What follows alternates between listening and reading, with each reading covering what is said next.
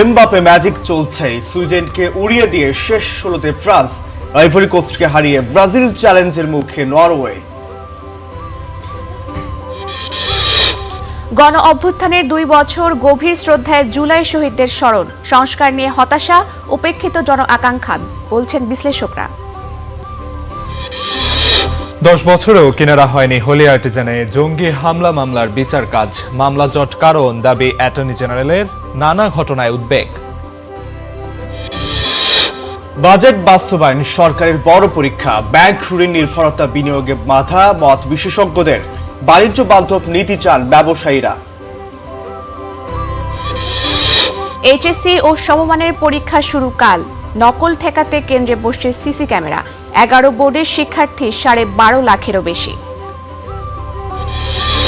অব্যাহত বৃক্ষ নিধনে হুমকিতে হবিগঞ্জের রেমা কালেঙ্গা ও রঘুনন্দন সংরক্ষিত বনের জীববৈচিত্র্য, প্রভাবশালী মহলের ছত্রছায়ায় বন উজাড়।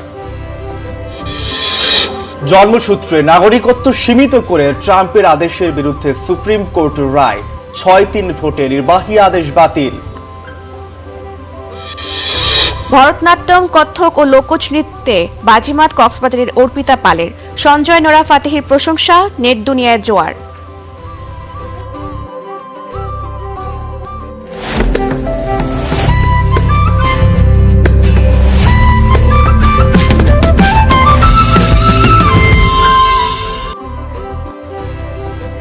Good morning Bangladesh. Good morning Bangladesh.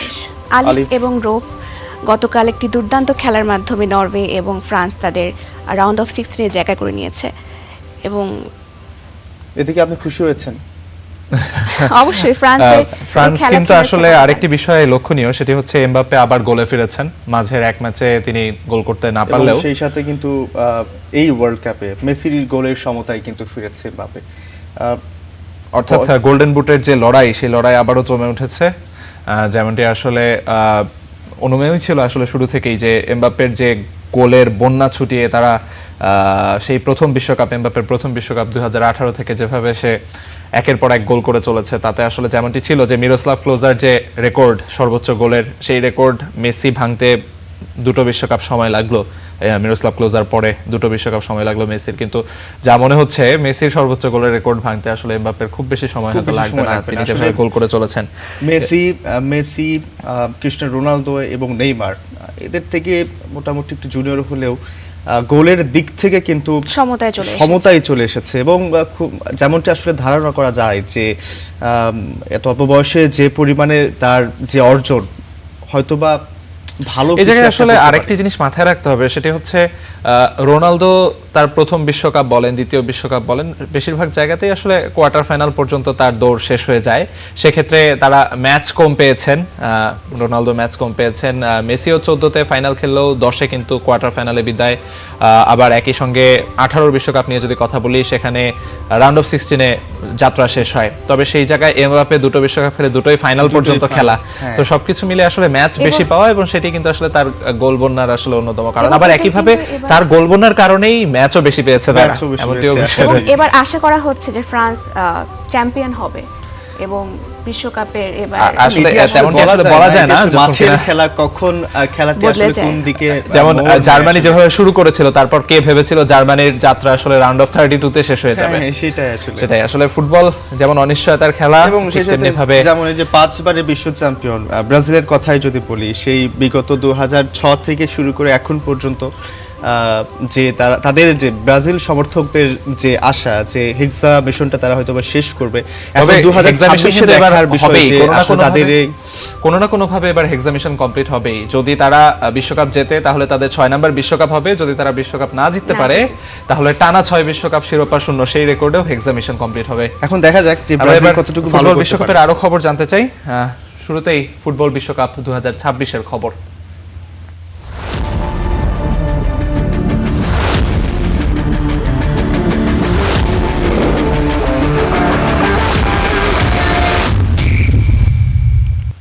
সুইডেনকে হারিয়ে রাউন্ড অফ 16 নিশ্চিত করেছে ফ্রান্স। মঙ্গলবার সুইডিশদের 3-0 গোলে হারিয়েছে ফরাসিরা। ম্যাচের শুরুতে গোলের জন্য বেশ কষ্ট করতে হয়েছে ফ্রান্সকে, তবে এমবাপ্পের গোল ক্ষুধার সামনে টিকতে পারেনি সুইডিশ ডিফেন্ডাররা। গোলের জন্য কতটা উন্মাদ হওয়া যায় তা কিলিয়ান এমবাপ্পেকে না দেখলে বোঝার উপায় নাই। ফরাসি তারকার গোলের ক্ষুধা যেন ক্ষুধার্ত চিতার মতো, গোল করা যেন ছেলে খেলায় পরিণত করেছেন তিনি। সুইডেনের বিপক্ষে শুরুটা ছিল এমবাপ্পের ধৈর্য পরীক্ষা। কখনো অফসাইডে, কখনো গোলপোস্ট কাঁপিয়ে বল ফিরে আসে। রিয়াল তারকা যখন ভাবছিলেন আর কত, তখনই হলেন সফল। প্রথমার্ধের শেষ মিনিটে আর গোলপোস্ট নয়, কাঁপালেন জাল। এই গোলে তিনি ভেঙে ফেললেন রোনালদো নাজারিয়ার রেকর্ড। ব্রাজিলিয়ান তারকার 8 গোল টপকে বিশ্বকাপের নকআউটে সবচেয়ে বেশি গোলের মালিক বনে যান এমবাপ্পে। তবে এখানেই দমিয়ে রাখা যায়নি রিয়াল ফরোয়ার্ডকে। ৭৪ মিনিটে এমবাপ্পে করেন নিজের দ্বিতীয় গোল। এই গোলে চলতি বিশ্বকাপে সর্বোচ্চ গোলের তালিকায় লিওনেল মেসিকে ছুঁয়ে ফেললেন তিনি। দুজনেরই গোল এখন 6টি করে, আর সব মিলিয়ে বিশ্বকাপে এমবাপ্পের গোল এখন 18টি। অর্থাৎ বিশ্বকাপের ইতিহাসে সর্বোচ্চ গোলে আর্জেন্টাইন তারকার চেয়ে মাত্র 1 গোল পিছিয়ে আছেন তিনি। এমবাপ্পের 2 গোলের মাঝে ফ্রান্সের হয়ে 53 মিনিটে আরও একটি গোল করেন ব্র্যাডলি বারকোলা। ৩-০ গোলের জয় নিয়ে রাউন্ড অফ 16 নিশ্চিত করে ফ্রান্স। ফ্রান্সের 3 গোলের 2টিতেই অ্যাসিস্ট করেন মাইকেল ওলিসে, আর তাতে ফরাসি মিডফিল্ডার গড়েছেন একটি রেকর্ডও। চলতি বিশ্বকাপে 5 অ্যাসিস্ট করে এক আসরের সর্বোচ্চ অ্যাসিস্ট এখন তার। 1994 বিশ্বকাপে করা জার্মানির টমাস হ্যাসলারকে টপকে গেছেন তিনি। ইয়াসির আরাফাত সবুজ, স্টার প্লে। আইভরি কোস্টকে ২-১ গোলে হারিয়ে নিজেদের ইতিহাসে প্রথমবারের মতো বিশ্বকাপের নকআউট পর্বে জয় পেয়েছে নরওয়ে। আর সেই জয়ে ভাইকিংস জায়গা করে নিয়েছে রাউন্ড অফ 16-এ, যেখানে অপেক্ষা করছে 5বারের বিশ্ব চ্যাম্পিয়ন ব্রাজিল। ৭৪ মিনিটে আমাদ দিয়ালোর গোলে সমতায় ফিরে যখন উল্লাস করছিল আইভরি কোস্ট, বল হাতে পরাজিত সৈনিকের মতো দাঁড়িয়েছিলেন আর্লিং হল্যান্ড। মুখ লুকিয়ে চেয়েছিলেন অবাক দৃষ্টিতে। তবে নৌকার হাল কিভাবে ধরতে হয় তা ভালো করেই জানতেন এই নরওয়ে স্ট্রাইকার। ঠিক 12 মিনিট পর তার পায়েই জয়সূচক গোল। শেষ বাঁশি বাজতেই ড্রাম নিয়ে হাজির মার্টিন ওডিগার্ড। স্টেডিয়ামে আসা ভাইকিংস সমর্থকদের নিয়ে মাতলেন জনপ্রিয় ও ভাইরাল রো উদযাপনে। 28 বছর পর বিশ্বকাপের সুযোগ পেয়েই রাউন্ড অফ 16-এ নরওয়ে, আনন্দটা তাই আকাশচুম্বী। এর আগে ধীর গতিতে খেলা শুরু করলেও সময় গড়ানোর সঙ্গে সঙ্গে গতি বাড়ায় দুদলই। পাল্টাপাল্টি আক্রমণে এগোতে থাকে খেলা। তবে 39 মিনিটে ডেডলক ভাঙে নরওয়ে। বক্সের বাইরে পাওয়া বলটা নিয়ে ঢুকে পড়েন নুসা। কাটিনে আইভরি কোস্ট ডিফেন্ডারকে বিট করে ডান পায়ের বাঁকানো শটে বল জড়ান জালে। লিড পায় ভাইকিংস। বিরতি থেকে ফিরে ৭৪ মিনিটে সমতায় ফিরে আইভরি কোস্ট। নরওয়ের 4 ডিফেন্ডারকে বিট করে গোল আদায় করেন আমাদ দিয়ালো। তাতে হতাশ হল্যান্ড, তবে সেখানেই এঁকেছেন রোডম্যাপ কিভাবে ফিরে পাবেন লিড। ঠিক 12 মিনিট পর সতীর্থের বাড়ানো বলে জাস্ট ছোট্ট একটা টাচ, এই গোলেই জয় নিশ্চিত হয় নরওয়ের। 6 জুলাই রাউন্ড অফ 16-এর ম্যাচে তাদের প্রতিপক্ষ 5বারের বিশ্ব champion Brazil. KM Sony, star play. শেষ 16তে মুখোমুখি হতে যাচ্ছে ব্রাজিল ও নরওয়ে। একদিকে পাকুয়েতার চোটে দুশ্চিন্তায় সেলেসা, অন্যদিকে হল্যান্ড ওডেগার্ডকে নিয়ে আত্মবিশ্বাসে টকবক করছে নরওয়ে। বিশ্বকাপের অন্যতম আকর্ষণীয় নকআউট লড়াইয়ে কে থাকবে গিয়ে? বিস্তারিত গোলাম মোর্শেদের রিপোর্টে। জাপানের বিপক্ষে জয় এলেও চিন্তার ভাঁজ পড়েছে কার্লো আনচেলত্তির কপালে। পরীক্ষার পর নিশ্চিত হয়েছে পাকুয়েতার বা উরুর পেছনের পেশিতে চোট রয়েছে। ম্যাচের শেষ দিকে তাকে খুঁড়িয়ে হাঁটা আর বিরতিতে সতীর্থদের সহায়তায় মাঠ ছাড়া দৃশ্যই বুঝিয়ে দিয়েছে ধাক্কাটা শুধু একজন খেলোয়াড়ের নয়, ব্রাজিলের মাঝমাঠেরও। তাকে ছাড়া ব্রুনো গিমারেস ও কাসেমিরোর ওপর বল পরিবহন এবং আক্রমণ গঠনের চাপ বাড়বে। আনচেলত্তি হয়তো এনরিক, মার্টিনেল্লি কিংবা আরও গতিময় পরিকল্পনায় যাবেন, কিন্তু সৃজনশীলতার শূন্যতা কে পূরণ করবে সেটাই এখন সবচেয়ে বড় প্রশ্ন। বিশ্বকাপের শেষ 16তে অপেক্ষা করছে আরেকটি হাই ভোল্টেজ লড়াই। জাপানকে 2-1 গোলে হারিয়ে আগেই নকআউট নিশ্চিত করেছে 5বারের বিশ্ব চ্যাম্পিয়ন ব্রাজিল। আর আইভরি কোস্টকে একই ব্যবধানে হারিয়ে 28 বছর পর বিশ্বকাপে ফেরা নরওয়ে উঠে এসেছে তাদের প্রতিপক্ষ হিসেবে। ফলে এটি শুধু একটি ম্যাচ নয়, 2 ভিন্ন বাস্তবতার সংঘর্ষ। একদিকে বিশ্বকাপের সবচেয়ে সফল দল ব্রাজিল, অন্যদিকে এর্লিং হাল্যান্ড ও মার্টিন ওডিগার্ডের সামনে রেখে নতুন ইতিহাস গড়ার স্বপ্নে বিভোর নরওয়ে। তবে মহারণের আগেই ব্রাজিল শিবিরের সবচেয়ে বড় চিন্তার নাম লুকাস পাকুয়েতার চোট। কিন্তু এই মহারণের আগে ব্রাজিলকে সবচেয়ে বেশি ভাবাচ্ছে আরেকটি পরিসংখ্যান। নরওয়ের বিপক্ষে ইতিহাস কখনোই তাদের পক্ষে কথা বলেনি। 4 দেখায় 2টি জয় নরওয়ের, বাকি 2টি ড্র, অর্থাৎ সেলেসাওরা এখনও জয়হীন। 1998 বিশ্বকাপে ব্রাজিলকে হারিয়ে শেষ 16 নিশ্চিত করার স্মৃতিও নরওয়ের আত্মবিশ্বাসে নতুন রং যোগ করেছে। তাই এবার তাদের সামনে ইতিহাস আরও সমৃদ্ধ করার সুযোগ, আর ব্রাজিলের সামনে বহুদিনের এক অস্বস্তিকর অধ্যায় মুছে ফেলার চ্যালেঞ্জ। মাঠে নামার আগেই তাই মানসিক লড়াইয়ে এগিয়ে আছে নরওয়ে, আর সেই ইতিহাস বদলানোর চাপ নিয়েই খেলতে হবে ব্রাজিলকে। অন্যদিকে নরওয়ে এসেছে ভয়কে সঙ্গী না করে। বল দখলের লড়াই নয়, সুযোগ পেলেই আঘাত হানায় তাদের পরিচয়। মাঝমাঠে ওডিগার্ডের মস্তিষ্ক, সামনে হালান্ডের নির্মম ফিনিশিং, এই যুগলবন্দিতেই গড়ে উঠেছে তাদের আক্রমণের ভাষা। আইভরি কোস্টকে হারিয়ে শেষ 16 নিশ্চিত করার পর তারা স্পষ্ট বার্তা দিয়েছে, শুধু অংশ নিতে নয়, বড় মঞ্চে নিজেদের শক্তির জানান দিতেই এসেছে। এই ম্যাচের সবচেয়ে বড় যুদ্ধটা হতে পারে মাঝমাঠে। ব্রাজিল বলের নিয়ন্ত্রণ চাইবে আর নরওয়ে অপেক্ষা করবে একটি ভুলের। পাকুয়েতার অনুপস্থিতিতে যদি সেই সুযোগ সংযোগে ছেদ পড়ে, ওডিগার্ডের একটি নিখুঁত পাসই পুরো ম্যাচের চিত্র বদলে দিতে পারে। আবার চাপের মুহূর্তে ঘুরে দাঁড়ানোর ইতিহাসও ব্রাজিলের সবচেয়ে বড় শক্তি। জাপানের বিপক্ষে পিছিয়ে থেকেও জয় ছিনিয়ে আনার স্মৃতি সেটিই মনে করিয়ে দেয়। তাই এই লড়াই শুধু ব্রাজিল বনাম নরওয়ে নয়, এটি অভিজ্ঞতা বনাম ক্ষুধা, ঐতিহ্য বনাম নতুন বিশ্বাসের লড়াই। একদিকে চোটে বিপর্যস্ত ব্রাজিল, অন্যদিকে পূর্ণ শক্তিতে আত্মবিশ্বাসী নরওয়ে। 90 মিনিট শেষে বিশ্ব দেখবে ব্রাজিল কি আবারও নিজেদের কিংবদন্তি আরও সমৃদ্ধ করবে, নাকি হালান্ড ওডিগার্ডের হাত ধরে বিশ্বকাপে সত্যিই শুরু হবে নরওয়ের নতুন অধ্যায়। গোলাম মোর্শেদ, স্টার প্লে। ফুটবল বিশ্বকাপে না থেকেও দারুণভাবেই আছে বাংলাদেশ। ফুটবল নিয়ে বাংলাদেশি ভক্তদের উন্মাদনার খবর পৌঁছে গেছে বিশ্বজুড়ে। আলাদাভাবে লাল সবুজ ভক্তদের ধন্যবাদ দিয়েছেন ব্রাজিল আর্জেন্টিনার ফুটবলাররা। বাংলাদেশি গণমাধ্যম দেখে যেচেই কথা বলেন তারা, এমনকি ফিফাও তাদের ভেরিফাইড পেজে নিয়মিত পোস্ট করে বাংলা ভাষায়। সব মিলিয়ে বিশ্বকাপে বাংলাদেশে প্রাপ্তিবোধ হয় এতটুকুই।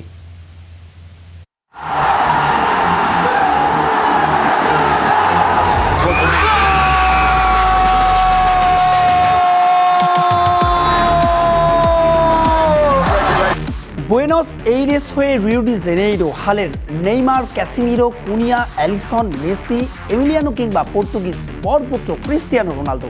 একটা মিল আছে, সবাই যেন মিলে যায় ওই একটা বিন্দুতেই, একটা নাম শুনলেই বাংলাদেশ।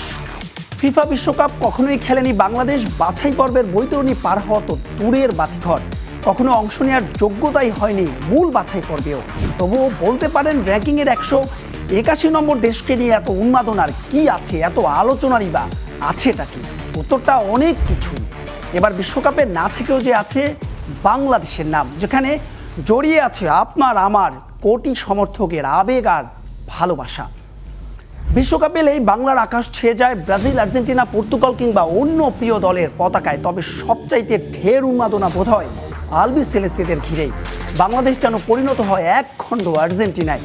সামাজিক যোগাযোগ মাধ্যমের কল্যাণে যে খবর অজানা নয় নিকো পাজ, লাউতারো মার্টিনেজ, স্কালানিদের। তাই তো মিক্সড জোনে হাজারো গণমাধ্যম কর্মীদের ডাক যখন উপেক্ষা করে আর্জেন্টাইন ফুটবলাররা, ফেলতে পারেন না বাংলাদেশের সাংবাদিকের ডাক। এমিলিয়ানো কথা বলেন, দেন লাল সবুজের ভক্তদের ভালোবাসার প্রতিদান। বিষয়টি এখানেই শেষ নয়। বাংলাদেশের ভক্তদের উন্মাদনা দেখতে সুদূর আর্জেন্টিনা থেকে উড়ে এসেছেন একদল গণমাধ্যম কর্মী, যে বহরে ছিলেন লিওর শৈশবের বন্ধু। আলবি সেলেস্তেদের বাংলাদেশের রাষ্ট্রদূত প্রায় প্রতিটি ম্যাচেই ভক্তদের সঙ্গে ভাগ করেন নিখাত ভালোবাসায়। শুধু এমিলিয়ানো কিংবা মেসি নয়, খোদ আর্জেন্টিনা থেকেও দাবি উঠেছে বাংলাদেশের সঙ্গে একটা প্রীতি ম্যাচ খেলার। দেশটির টিভি কিংবা প্রায় প্রতিটি গণমাধ্যমেই ম্যাচ শেষে ফলাও করে প্রচার করা হয় বাংলাদেশে মেসিদের নিয়ে উন্মাদনার খবর।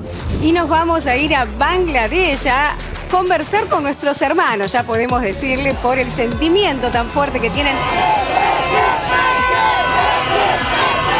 পিছিয়ে নেই ব্রাজিলও। জাপানের বিপক্ষে নকআউটের জয়ের দিনে বাংলাদেশের সাংবাদিকের ডাক ফেরাতে পারেননি ব্রাজিলিয়ান গোলরক্ষক অ্যালিসন বেকার।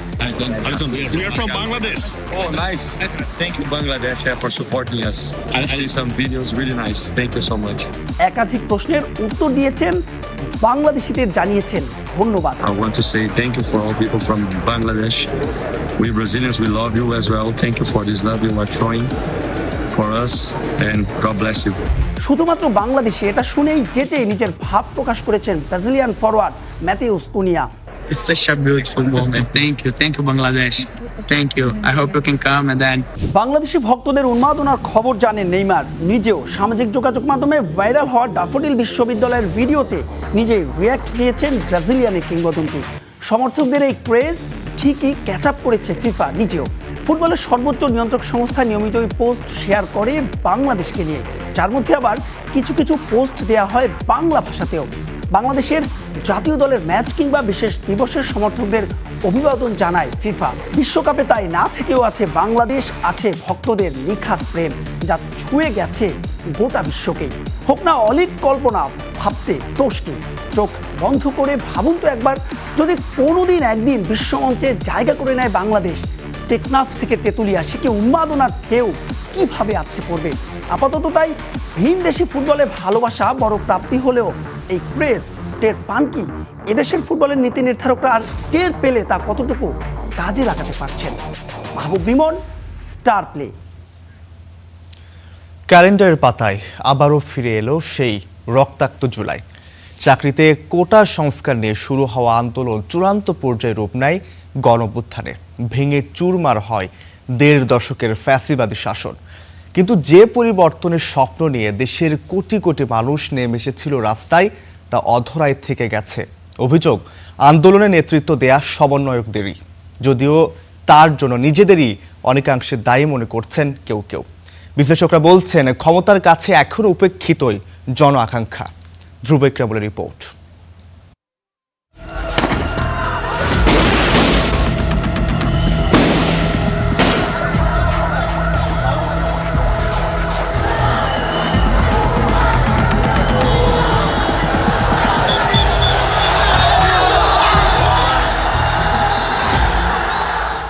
শুরুতে বৈষম্য বিরোধী ছাত্র আন্দোলনের ব্যানারে সাধারণ শিক্ষার্থীদের সরকারি চাকরিতে কোটা বাতিলের দাবিতে সমাবেশ। এরপর সেই দাবিকে রাজনীতিকরণের মাধ্যমে ফ্যাসিবাদী কায়দায় প্রতিহতের চেষ্টা। আবু সাইদ, মুগ্ধ, ওয়াসিম সহ দেশজুড়ে সহস্রাধিক মানুষকে হত্যা। এরপর ফুঁসে ওঠে সকল শ্রেণী পেশার মানুষ, যুক্ত হয় ১.৫ দশকে নিপীড়িত মানুষের চিৎকার। এরপর এক দফা থেকে জুলাই গণ অভ্যুত্থান। ২৪শে জুলাই, যে মাসটির সঙ্গে জড়িয়ে অজস্র মানুষের রক্তে রাঙা স্মৃতি। বাড়ি থেকে বেরিয়ে আর হয়নি ফেরা কত শিশু, তরুণ, যুবকের। রেহাই পায়নি ঘরে থাকা অবুধ শিশুও। রাজপথে শুধু আইন শৃঙ্খলা বাহিনী নামেনি, ছিল সাজোয়া যান। আকাশে উড়েছে হেলিকপ্টার, চলেছে মুহুর্মুহুর গুলি। মৃত্যু হতো, কিন্তু সে খবর প্রকাশ হতো না। কারো দাফন হয়েছে নীরবে, অন্ধকারে। ইন্টারনেট বন্ধ করে বিশ্ব থেকে বিচ্ছিন্ন করা হয় গোটা দেশকে। এরপর স্বৈরাচার পতনের এক দফা। ঢাকা অভিমুখে হাজার হাজার জনতা। গণভবন ছেড়ে ভারতে পালান তৎকালীন প্রধানমন্ত্রী শেখ হাসিনা। সেই সময় সামনে আসে সংস্কার, জবাবদিহিতা ও গণতান্ত্রিক রাষ্ট্র ব্যবস্থার প্রত্যাশা। কিন্তু ২ বছর পরও জুলাই সনদ, রাষ্ট্র সংস্কার ও বিচার প্রক্রিয়ার গতি নিয়ে প্রশ্ন রয়ে গেছে। আন্দোলনে অংশ নেওয়া অনেকের অভিযোগ, কাঙ্ক্ষিত পরিবর্তন এখনো অধরা। ম্যানিপুলেটিভ পলিটিক্সটাই যদি আপনাদের করতে হইতো, তাহলে তো আওয়ামী লীগের থেকে বেটার ম্যানিপুলেশন তো বাংলাদেশে কেউ করতে পারছে কখনো, এটা বলার কোনো সুযোগ নেই।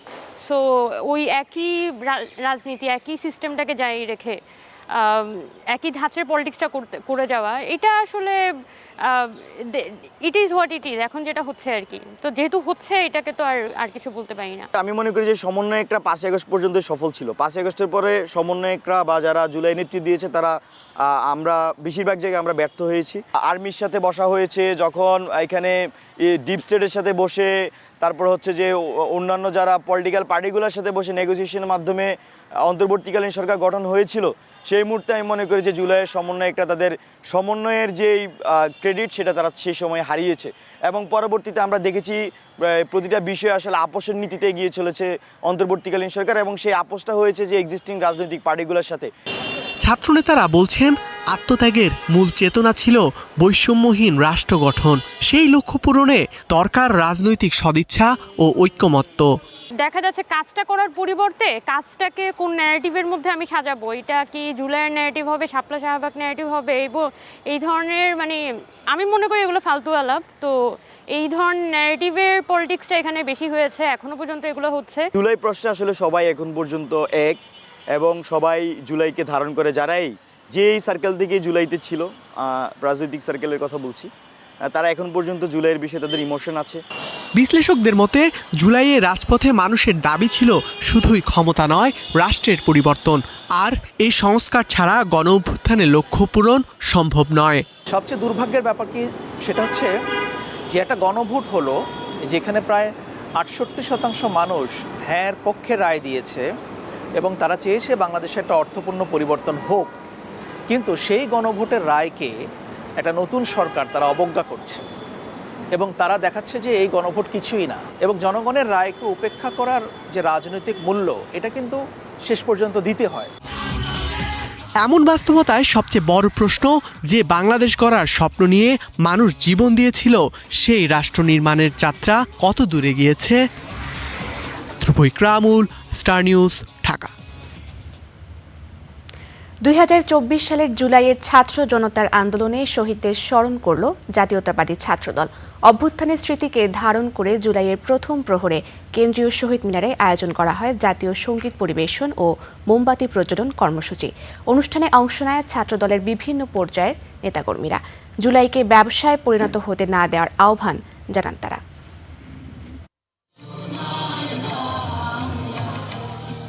ফ্যাসিবাদ পতনের দ্বিতীয় বর্ষপূর্তিতে জুলাই অভ্যুত্থানে শহীদ ও আহতদের স্মরণ করল বাংলাদেশ জাতীয়তাবাদী ছাত্রদল। রাত 12টার আগেই ঢাকা বিশ্ববিদ্যালয়ের কেন্দ্রীয় শহীদ মিনারে জড়ো হন বাংলাদেশ জাতীয়তাবাদী ছাত্রদলের নেতাকর্মী, বিভিন্ন পর্যায়ের রাজনৈতিক নেতারা। অংশ নেন বিভিন্ন শ্রেণী পেশার মানুষ। জুলাই মাস জুড়ে ৩৬ দিনের বিভিন্ন কর্মসূচির সূচনা হলো আলোয় আলোয় স্মৃতি সমুজ্জ্বল শীর্ষক এই আয়োজনের মধ্য দিয়ে। অনুষ্ঠানে সম্মিলিত কণ্ঠে পরিবেশিত হয় জাতীয় সঙ্গীত। এরপর একে একে প্রজ্বলিত হয় শত শত মোমবাতি। এ সময় ছাত্রদল সাধারণ সম্পাদক জুলাইকে ধারণ করে সত্য, ন্যায় বিচার ও জবাবদিহিতা নিশ্চিত করার আহ্বান জানান। ছাত্রদল সভাপতি বলেন, প্রত্যেক বছর শহীদদের যথাযথ সম্মানের মাধ্যমে স্মরণ করবে ছাত্রদল। আমরা সরকারের নিকট অনুরোধ করব যত তাড়াতাড়ি জুলাই এবং আগস্ট সহ গত 17 বছরের ফ্যাসিবাদ বিরোধী আন্দোলনে যে সকল হত্যাকাণ্ড হয়েছিল সেই সকল মামলার রায় যেন খুব দ্রুত সময়ের মধ্যে বিচার প্রক্রিয়া সম্পূর্ণ করে। কেন্দ্রীয় শহীদ মিনারে তাদের স্মরণে মোমবাতি প্রজ্বলনের মাধ্যমে আলোয় আলোয় স্মৃতি সমুজ্জ্বলের কর্মসূচি পালন করে থাকে। আমরা এবারও 2026 সালে সেই কর্মসূচি পালন করে যাচ্ছি। আমরা আশা রাখছি এবং দৃঢ় প্রত্যয় ব্যক্ত করছি, বাংলাদেশ জাতীয় ছাত্রদল প্রতি বছর বীর শহীদদের স্মরণে এই কর্মসূচি অব্যাহত রাখবে। অনুষ্ঠানে উপস্থিত হয়ে প্রধানমন্ত্রীর রাজনৈতিক উপদেষ্টা ও বিএনপির সিনিয়র যুগ্ম মহাসচিব রুহুল কবির রিজভী বলেন, অগণতান্ত্রিক শক্তি দেশে যেন আর না আসতে পারে সেদিকে নজর রাখতে হবে। জুলাই শহীদদের আলোয় দেশবাসীকে আলোকিত থাকার কথাও বলেন তিনি। কোনো অগণতান্ত্রিক, স্বৈরাচারী কোনো ধরনের পদক্ষেপ, কোনো শক্তির যাতে আর আগমন না ঘটতে পারে, তাই তাদের স্মৃতি একটি মাসের জন্য নয়, একটি দিনের জন্য নয়। আমি তাই বলেছি, সব কটা জানালা খুলে দাও, তারা আসবে, তারা আমাদেরকে জাগিয়ে রাখবে। জুলাইকে ব্যবসায় পরিণত হতে না দেওয়ার আহ্বান জানান কর্মসূচিতে আসা ছাত্রদলের নেতাকর্মীরা। বাংলাদেশের কোন জুলাই ব্যবসা আমরা হতে দেব না। Nazmul Hasan, star news, Dhaka. Holey আর্টিজেনে জঙ্গি হামলার 10 বছর আজ এখনও শেষ হয়নি চূড়ান্ত বিচার কাজ। অ্যাটর্নি জেনারেল বলছেন, মামলা জটের পাশাপাশি প্রয়োজনের তুলনায় কম রয়েছেন বিচারপতি। বিশ্লেষকরা বলছেন, জঙ্গিবাদ পুরোপুরি নির্মূল সম্ভব নয়, তাই দরকার নিয়মিত নজরদারি। সাম্প্রতিক কয়েকটি ঘটনায় উদ্বেগও জানান তারা। নিবিড় সাহার প্রতিবেদন।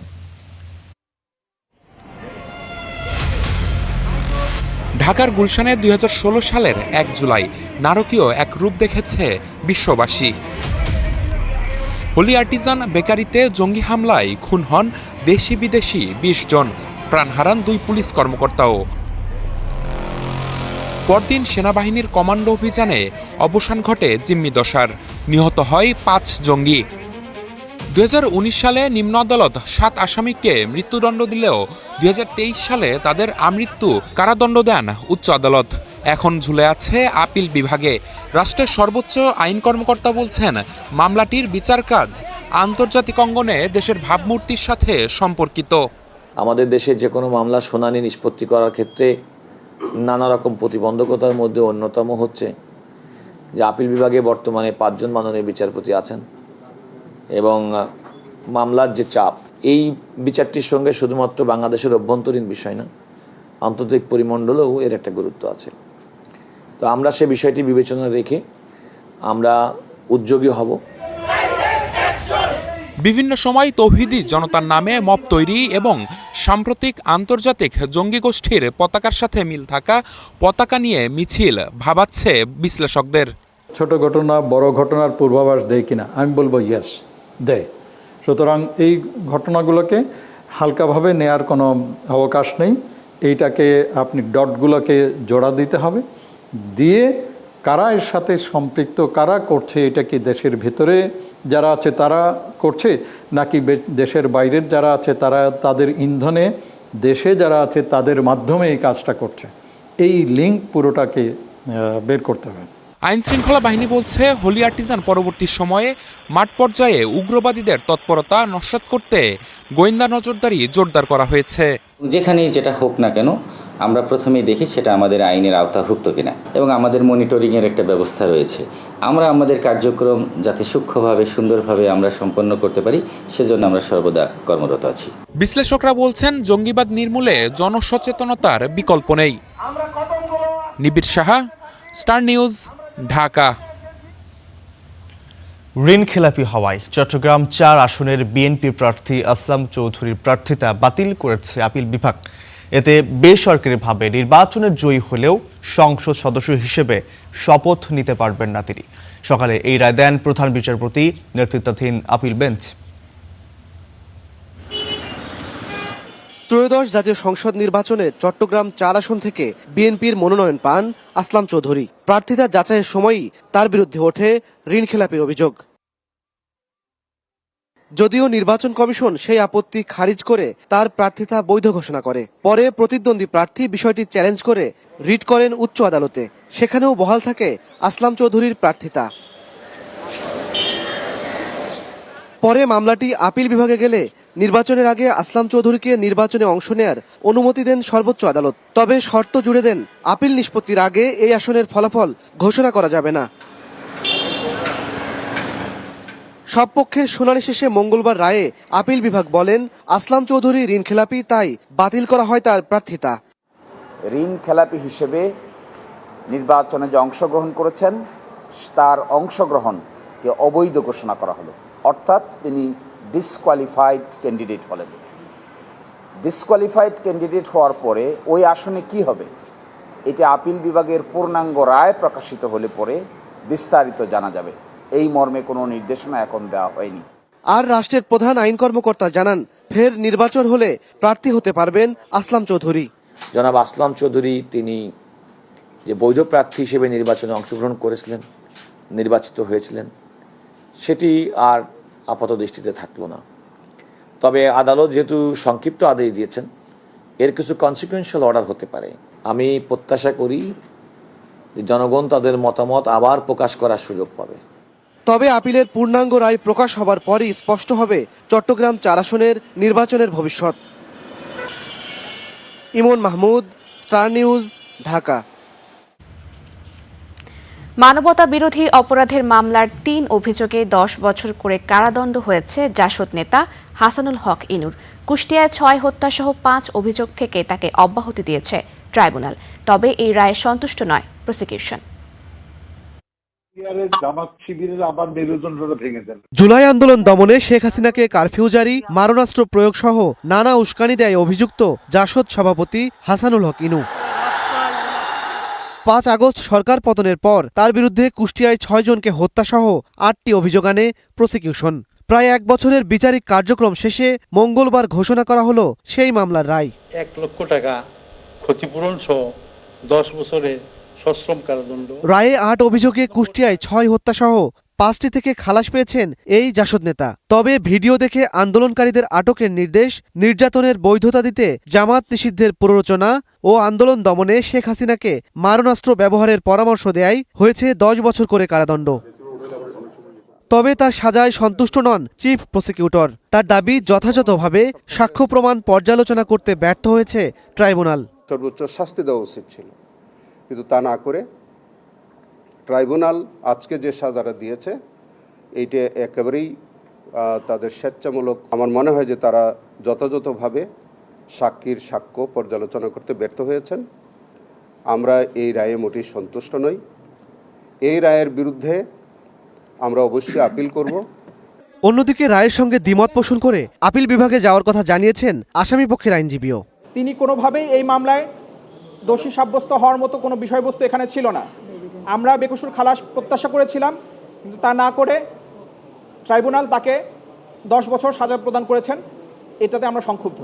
জুলাই অভ্যুত্থান ঘিরে এটি কারাগারে থাকা কোনো রাজনৈতিক দলের শীর্ষ নেতার বিরুদ্ধে প্রথম মানবতা বিরোধী অপরাধ মামলার রায়। ইমন মাহমুদ, স্টার নিউজ, ঢাকা। এদিকে জুলাই অভ্যুত্থানের সময় চট্টগ্রামে ছাত্রদল নেতা ওয়াসিম সহ 6 জনকে হত্যায় সাবেক মন্ত্রী হাসান মাহমুদ ও মহিবুল হাসান চৌধুরী নওফেল সহ 22 জনের বিরুদ্ধে বিচার শুরুর আদেশ দিয়েছেন ট্রাইব্যুনাল। মঙ্গলবার বিচারপতি নজরুল ইসলাম চৌধুরীর নেতৃত্বাধীন ট্রাইব্যুনাল এ আদেশ দেন। এ মামলায় গ্রেফতার হয়ে কারাগারে রয়েছেন চট্টগ্রাম 6 আসনের সাবেক এমপি ফজলে করিম চৌধুরী, যুবলীগ নেতা আজিজুর রহমান সহ 5 জন। বাকিরা পলাতক। এর আগে 5 এপ্রিল ট্রাইব্যুনালে আনুষ্ঠানিক অভিযোগ দাখিল করে প্রসিকিউশন। এতে ওয়াসিম আকরাম, ফয়সাল আহমেদ শান্ত সহ 6 হত্যা ও শতাধিক ছাত্র জনতাকে গুরুতর আহত করার অভিযোগ আনা হয়।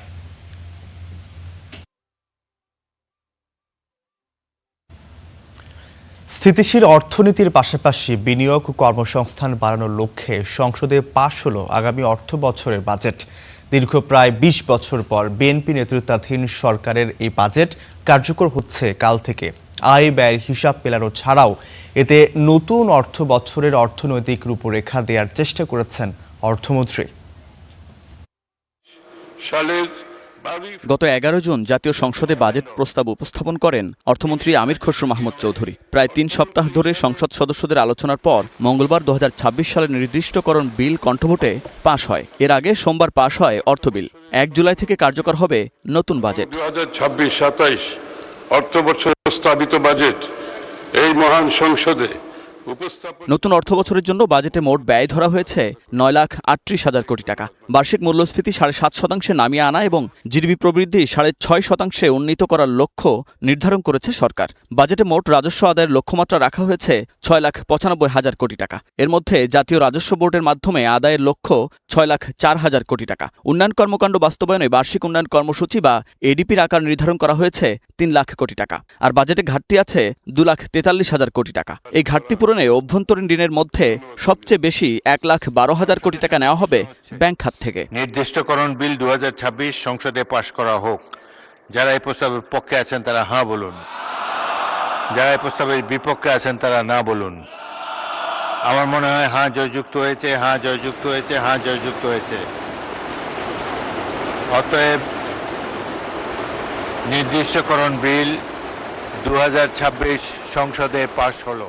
বাজেটের উপর বিভিন্ন মন্ত্রণালয় বিভাগের 59টি মঞ্জুরি দাবির বিপরীতে বিরোধী দল ছাঁটাই প্রস্তাব আনে। কয়েকটি প্রস্তাবের উপর আলোচনা হলেও শেষ পর্যন্ত সব প্রস্তাবই কণ্ঠভোটে নাকচ হয়ে যায়। এ সময় অর্থমন্ত্রী আমির খসরু মাহমুদ চৌধুরী বলেন, অতীতে আর্থিক খাতে যে বিশৃঙ্খলা ও অনিয়ম তৈরি হয়েছিল তা নিরসনে সরকার ইতোমধ্যে প্রয়োজনীয় ব্যবস্থা নিয়েছে। আমি নিশ্চিত করে বলতে চাই, আর্থিক খাতে যে বিশৃঙ্খলা হয়েছে এটা বন্ধ করার জন্য সমস্ত প্রয়োজনীয় পদক্ষেপ আমরা নিয়েছি এবং এই ধারা অব্যাহত থাকবে। করমুক্ত আয়সীমা বাড়ানো, ব্যাংক হিসাব খুলতে টিআইএন বাধ্যতামূলক করার বিধান শিথিল এবং কালো টাকা সাদা করার সুযোগ বাতিল করা সহ বাজেটে বেশ কয়েকটি গুরুত্বপূর্ণ পরিবর্তনও আনা হয়েছে। Munnaf Rashid, star news, Dhaka. সরকারের সামনে বড় পরীক্ষা হবে নতুন অর্থ বছরের বাজেট বাস্তবায়ন, এমন মন্তব্য করে বিশেষজ্ঞরা বলছেন অর্থ সংস্থানে সরকারের ব্যাংক ঋণ নির্ভরতায় বিনিয়োগ বাধাগ্রস্ত হওয়ার আশঙ্কা আছে। তবে এই অর্থ বছরে ব্যবসা সহজীকরণ সহ সরকারের বিনিয়োগ বান্ধব নীতির বাস্তবায়ন দেখতে চান ব্যবসায়ীরা। বিস্তারিত তামজিদ আহমেদের রিপোর্টে। অর্থনীতিতে বিদ্যমান অনেক চ্যালেঞ্জ সঙ্গী করে শুরু হলো আরেকটি অর্থবছর। নতুন এই 2026-27 অর্থবছরের জন্য 9,38,000 কোটি টাকার বাজেট দিয়েছে বিএনপি সরকার। অর্থনীতিতে স্থিতিশীলতা ফেরানোর পাশাপাশি বিনিয়োগ ও কর্মসংস্থান বৃদ্ধির মাধ্যমে কাঙ্ক্ষিত প্রবৃদ্ধির পথে এগিয়ে যাওয়াই লক্ষ্য অর্থমন্ত্রীর। আনিত বিলটি নির্দিষ্টকরণ বিল 2026 সংসদে অবিলম্বে বিবেচনার জন্য গ্রহণ করা হোক। এই অর্থবছরে রাজস্ব আদায়ের বড় লক্ষ্য নির্ধারণ করেছে সরকার, যাকে উচ্চাভিলাষী বলছেন অনেকেই। আর বাজেট ঘাটতি আছে 2,43,000 কোটি টাকা, যা পূরণে বাড়বে দেশি বিদেশি ঋণের বোঝা। নতুন অর্থবছরে ব্যবসা বান্ধব পরিবেশ তৈরির প্রতিশ্রুতি দিয়েছে সরকার। তবে করের চাপ, ব্যাংকের ঋণের প্রাপ্যতা এবং উৎপাদন ব্যয় বৃদ্ধি নিয়ন্ত্রণের মতো বড় চ্যালেঞ্জগুলো মোকাবিলা কঠিন হবে বলে মনে করছেন ব্যবসায়ী নেতারা। বিগত দিনেও সবসময় সরকার ব্যাংকিং সেক্টর থেকে কিছু লোন নিয়ে থাকে। আপনারা জানেন যে আমাদের ব্যবসায়িক সেক্টরের একটা বড় চ্যালেঞ্জ হলো ব্যাংকিং সেক্টরের অস্থিরতা, যে মানি মার্কেটে টাকা পাওয়া যাচ্ছে না, ব্যাংকটা ডিসবার্সমেন্ট করতে পারছে না। সেই ক্ষেত্রেও সেই ধারাবাহিকতাটাই আমরা আরেকবার দেখলাম যে ব্যাংক আমাদের বাজেটের একটা বড় অংশ কিন্তু ওনারা প্রাইভেট ব্যাংক থেকে লোন নেওয়ার উপরে নির্ভরশীল থাকছেন। তো এই জিনিসটা কিন্তু একটা মিক্সড রিয়াকশন হয়ে যাচ্ছে। বিশেষজ্ঞদের মতে সরকারের ব্যাংক থেকে বড় অঙ্কের ঋণ নেয়ার পরিকল্পনা বাস্তবায়িত হলে বেসরকারি খাতে ঋণ প্রবাহ কমে যেতে পারে। এতে নতুন বিনিয়োগ বাধাগ্রস্ত হওয়ার আশঙ্কা আছে। আমরা যে ঋণটা নেই, এই ঋণটার একটা উল্লেখযোগ্য অংশ তো আসলে ব্যবহার হয় না, 1 নাম্বার। 2 নম্বর হচ্ছে একটা উল্লেখযোগ্য অংশ দুর্নীতিতে চলে যায়। 3 নাম্বার হচ্ছে যে বিভিন্ন খাতে যেখানে যায়, অনেকগুলো খাতে আসলে প্রপারলি ইকোনমির যে প্রবৃদ্ধির যে আমরা যে লক্ষ্য রাখি সেটাতে আসলে সহযোগিতা করে না। এছাড়া রাজস্ব আদায়ের বড় লক্ষ্যমাত্রা অর্জনে কার্যকর পদক্ষেপ নেওয়ার তাগিদ অর্থনীতিবিদদের। ঘাটতিরও একটা ধারাবাহিকতা আছে, প্রতি বছরই আমাদের ঘাটতি থাকে। এগুলোকে আমরা অর্থনীতির দৃষ্টিকোণ থেকে বলি স্ট্রাকচারাল প্রবলেম, অর্থাৎ স্ট্রাকচারের মধ্যে প্রবলেম আছে। এটা কোনো 1 বছর 2 বছরের বিষয় না যে 1 বছর সমস্যা হলো আরেক বছর হলো না, এরকম না। রাজস্ব আদায়ের ক্ষেত্রেও সেই সমস্যাটা রয়েছে, প্রতি বছরই এটা থাকে। বুধবার সংসদে নতুন অর্থবছরের বাজেট পাশ হয়, যা 1 জুলাই থেকে কার্যকর হয়েছে। যারা এই প্রস্তাবের পক্ষে আছেন তারা হ্যাঁ বলুন। Tamjid Ahmed, star news, Dhaka. নির্দিষ্টকরণ বিল। কাল থেকে শুরু হচ্ছে এইচএসসি ও সমমানের পরীক্ষা। 11টি শিক্ষা বোর্ডের অধীনে এবার অংশ নিচ্ছে 12,67,486 জন পরীক্ষার্থী। নকল ঠেকাতে পরীক্ষা কেন্দ্রে বসানো হয়েছে সিসি ক্যামেরা। পরীক্ষা দোরগোড়ায়, তাই নাওয়া খাওয়া ভুলে পড়ার টেবিলে ব্যস্ত যশোরের এইচএসসি পরীক্ষার্থী সোহাইল মাহমুদ। এবার 2026 সালে আমাদের পরীক্ষার ক্ষেত্রে এটা সম্পূর্ণ ভিন্ন। আমাদের প্রশ্ন পুরো বাংলাদেশেই সেম কোশ্চেন আমরা পরীক্ষা দিব। আশা রাখা যায় এখন প্রশ্নের মান কিভাবে হবে সবার কথা বিবেচনা করেই হয়তো এই ডিসিশনটা নিয়েছে বাংলাদেশ সরকার। সোহাইলের মতো 12,67,000 শিক্ষার্থী এবার পরীক্ষা দেবে 11টি বোর্ডে। প্রথমবারের মতো সব কেন্দ্রে বসানো হয়েছে সিসি ক্যামেরা। সকল প্রস্তুতি সম্পন্ন হয়ে গেছে, পরিষ্কার পরিচ্ছন্ন, ফ্যান, লাইট, তারপরে আপনার ক্যামেরা, তারপরে পানির ব্যবস্থা, যতগুলো লাগে আর কি মোটামুটি আমরা অনেকটা শেষ করছি। পরীক্ষার সব প্রস্তুতি শেষ হলেও দুশ্চিন্তা বাড়াচ্ছে লোডশেডিং। এছাড়া উপকূলীয় এলাকার কিছু কেন্দ্রে দুশ্চিন্তা আছে বৈরী আবহাওয়া নিয়ে। চিঠি পাঠিয়ে দিয়েছি, তারপরেও আমরা টেলিফোনে যোগাযোগ করেছি যাতে আমাদের পরীক্ষা চলাকালীন এখানে কোনো রকম বিদ্যুৎ সরবরাহ যেন থাকে। স্কুলের ভিতরেও কিন্তু পানি উঠে যায়। তো আমি আসলে যথাযোগ্য কর্তৃপক্ষের কাছে অনুরোধ করব যেন এই স্কুলগুলি এবং এই স্কুলগুলি যেন মাঠ উঁচু করা হয়, রাস্তাঘাট যেন সংস্কার করা হয়, যেন শিক্ষার্থীরা ভালোভাবে স্কুলে পড়াশোনা করতে পারে। স্কুলে সামান্য বৃষ্টি হইলে পানি চলে আসে, রাস্তাঘাট ঢুকে যায় এবং মাঠের যে পরিমাণ ভরাট দরকার ওই পরিমাণ ভরাট না থাকার কারণে শিক্ষার্থীরা স্কুলে ঢুকতে কষ্ট হয় তাদের। তবে সব সংখ্যা দূরে ঠেলে পরীক্ষা নির্বিঘ্ন করতে গঠন করা হয়েছে র্যাপিড ভিজিলেন্স টিম। স্বাস্থ্যসেবা নিশ্চিত করতে থাকছে মেডিকেল টিম। পরীক্ষা কেন্দ্রে কোনো রকম দুর্বৃত্ত বা কোনো রকম অব্যবস্থাপনা আমরা একেবারে বরদাস্ত করব না। আমরা যদি সতর্কতামূলক ব্যবস্থা গ্রহণ করি যাতে কোনো প্রশ্নপত্র ফাঁস না হয়, তাহলে অভিন্ন প্রশ্নপত্র বেটার।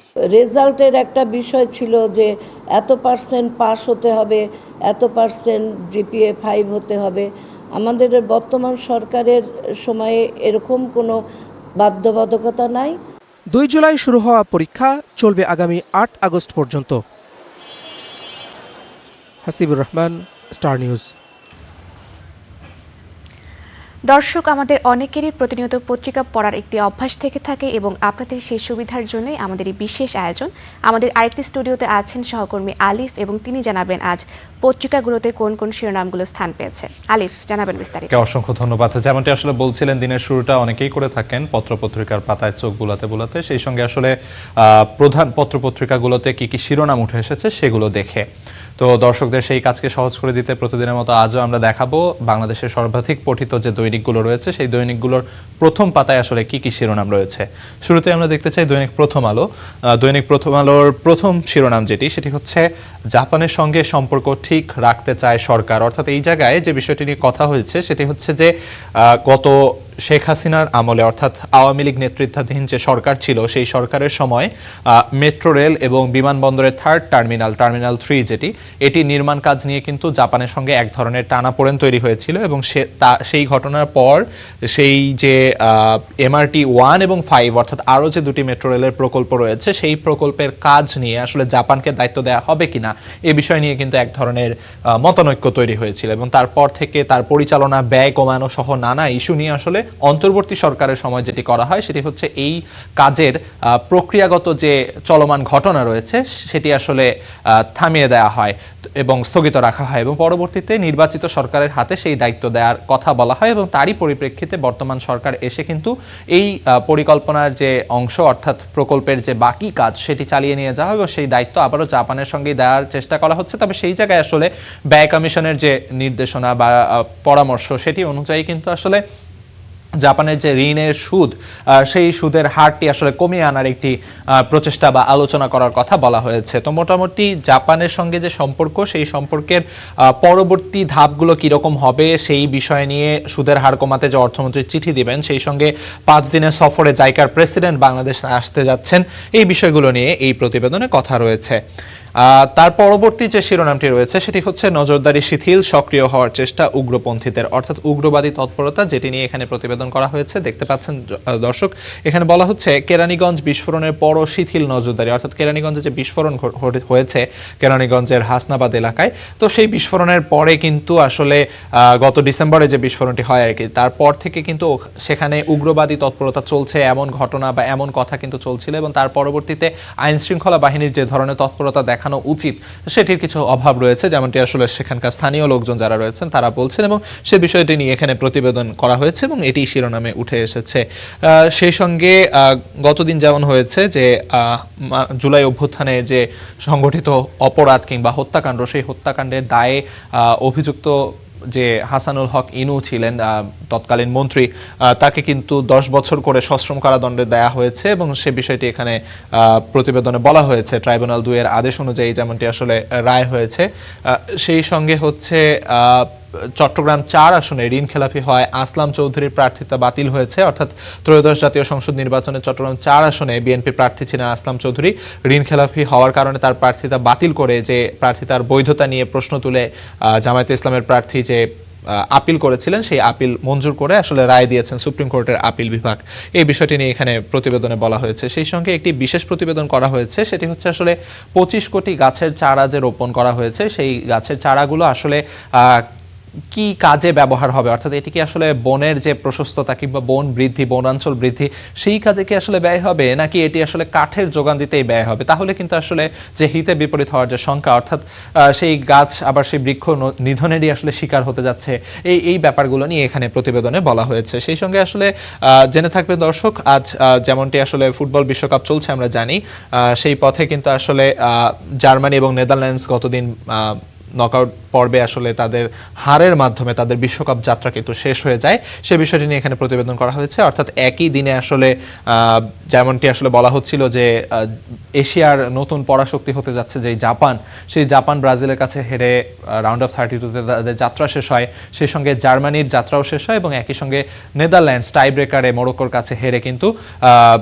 বিদায় জানাতে হয় তাদের বিশ্বকাপ থেকে। তো সেই বিষয়গুলো নিয়ে এখানে প্রতিবেদন করা হয়েছে এবং সেই সঙ্গে আসলে যেমনটি হয়ে থাকে প্রতিনিয়ত এই পাশে আসলে বিভিন্ন ধরনের বিশ্লেষকদের মতামত থাকে, সেই মতামতে আসলে অ্যানচেলত্তি এবং ব্রাজিল দল নিয়ে যে প্রশংসার কথা রয়েছে সেটি আসলে এখানে উঠে এসেছে। এই পর্যায়ে যদি আমরা দৈনিক সমকাল দেখতে চাই, দৈনিক সমকালের প্রথম পাতায় যে শিরোনামগুলো রয়েছে সেখানে আসলে প্রথম শিরোনাম হিসেবে উঠে এসেছে ডেঙ্গু। যেমনটি আসলে হয়ে থাকে এই জুন জুলাই মাস কিন্তু আসলে ডেঙ্গুর প্রকোপ অনেক বেড়ে যায়, তবে সেই কথাটি এখানে বলা হয়েছে যে ডেঙ্গুর বড় ঝুঁকি নিয়ে শুরু হলো জুলাই, অর্থাৎ এই সময়টাতে আসলে ডেঙ্গুর প্রকোপ যেমন বেশি থাকে তারই পরিপ্রেক্ষিতে গত কয়েকদিন ধরে বেশ আলোচিত একটি বিষয় হলো সাধারণত যেটি হয়ে থাকে ঢাকা শহর সহ বিভিন্ন শহরাঞ্চলগুলোতে আসলে ডেঙ্গুর প্রকোপ অনেক বেশি থাকে। তবে বর্তমান সময়ে এসে যেটি দেখা যাচ্ছে শহরের পাশাপাশি গ্রামাঞ্চলেও কিন্তু ডেঙ্গুর প্রকোপ অনেক বেড়ে গেছে এবং প্রায় সমানে সমান হয়ে গেছে আসলে শহরাঞ্চল এবং গ্রামাঞ্চলগুলোতে ডেঙ্গুর যে প্রকোপ সেটি। তো সেই জায়গা থেকে আসলে ডেঙ্গুর ঝুঁকি স্বাভাবিকভাবেই অনেক বেশি। সেই ডেঙ্গুর ঝুঁকি নিয়ে যে এই বর্ষার মৌসুমে ডেঙ্গুর ঝুঁকি যেমন বেড়ে যায় আসলে সেই কথাগুলো উল্লেখ করে এবং জনসচেতনতা বাড়াতে কি করা যেতে পারে সেটি উল্লেখ করে এখানে প্রতিবেদন করা হয়েছে। সেই সঙ্গে আসলে গত 5 বছরের একটি চিত্র প্রকাশ করে, ডাটা সংবলিত একটি চিত্র প্রকাশ করে এখানে দেখানো হয়েছে। সে সঙ্গে 2026 সালের প্রতি মাসে অর্থাৎ জানুয়ারি থেকে শুরু করে জুন মাস শেষ হলো, সেই জুন মাস পর্যন্ত আসলে কেমন গেল আসলে এই ডেঙ্গু পরিস্থিতি সেটি এখানে বলা হয়েছে। সেই সঙ্গে আসলে প্রথম আলোতে যেমন দেখানো হয়েছিল, প্রথম আলোতে যেমন শিরোনাম করা হয়েছিল চট্টগ্রাম 4 আসনের বিএনপি প্রার্থী আসলাম চৌধুরী তার প্রার্থিতা বাতিল হয়েছে এবং শপথ নিতে পারবেন না, সেই বিষয়টি নিয়ে এখানে প্রতিবেদন করা হয়েছে এবং শিরোনাম করা হয়েছে আসলামের প্রার্থিতা বাতিল, শপথ নিতে পারবেন না। অর্থাৎ সেই ঋণ খেলাপির দায়ে যে তার বিরুদ্ধে আপিল করা হয়েছিল জামাত প্রার্থীর পক্ষ থেকে সেটি আসলে মঞ্জুর করেছে সুপ্রিম কোর্ট এবং এতে তার প্রার্থিতা বাতিল হয়েছে, অর্থাৎ তিনি আর শপথ নিতে পারছেন না সংসদ সদস্য হিসেবে। সে বিষয়টি এখানে প্রতিবেদনে প্রথম আলোর মতো উল্লেখ করা হয়েছে। সেই সঙ্গে নতুন পে স্কেলে এবছর মূল বেতন, পরের বছর ভাতা, অর্থাৎ বাজেট পাস হয়েছে। দর্শক আপনারা জেনে থাকবেন বাজেট পাস হয়েছে যেটি কিনা আজ থেকে কার্যকর হতে যাচ্ছে।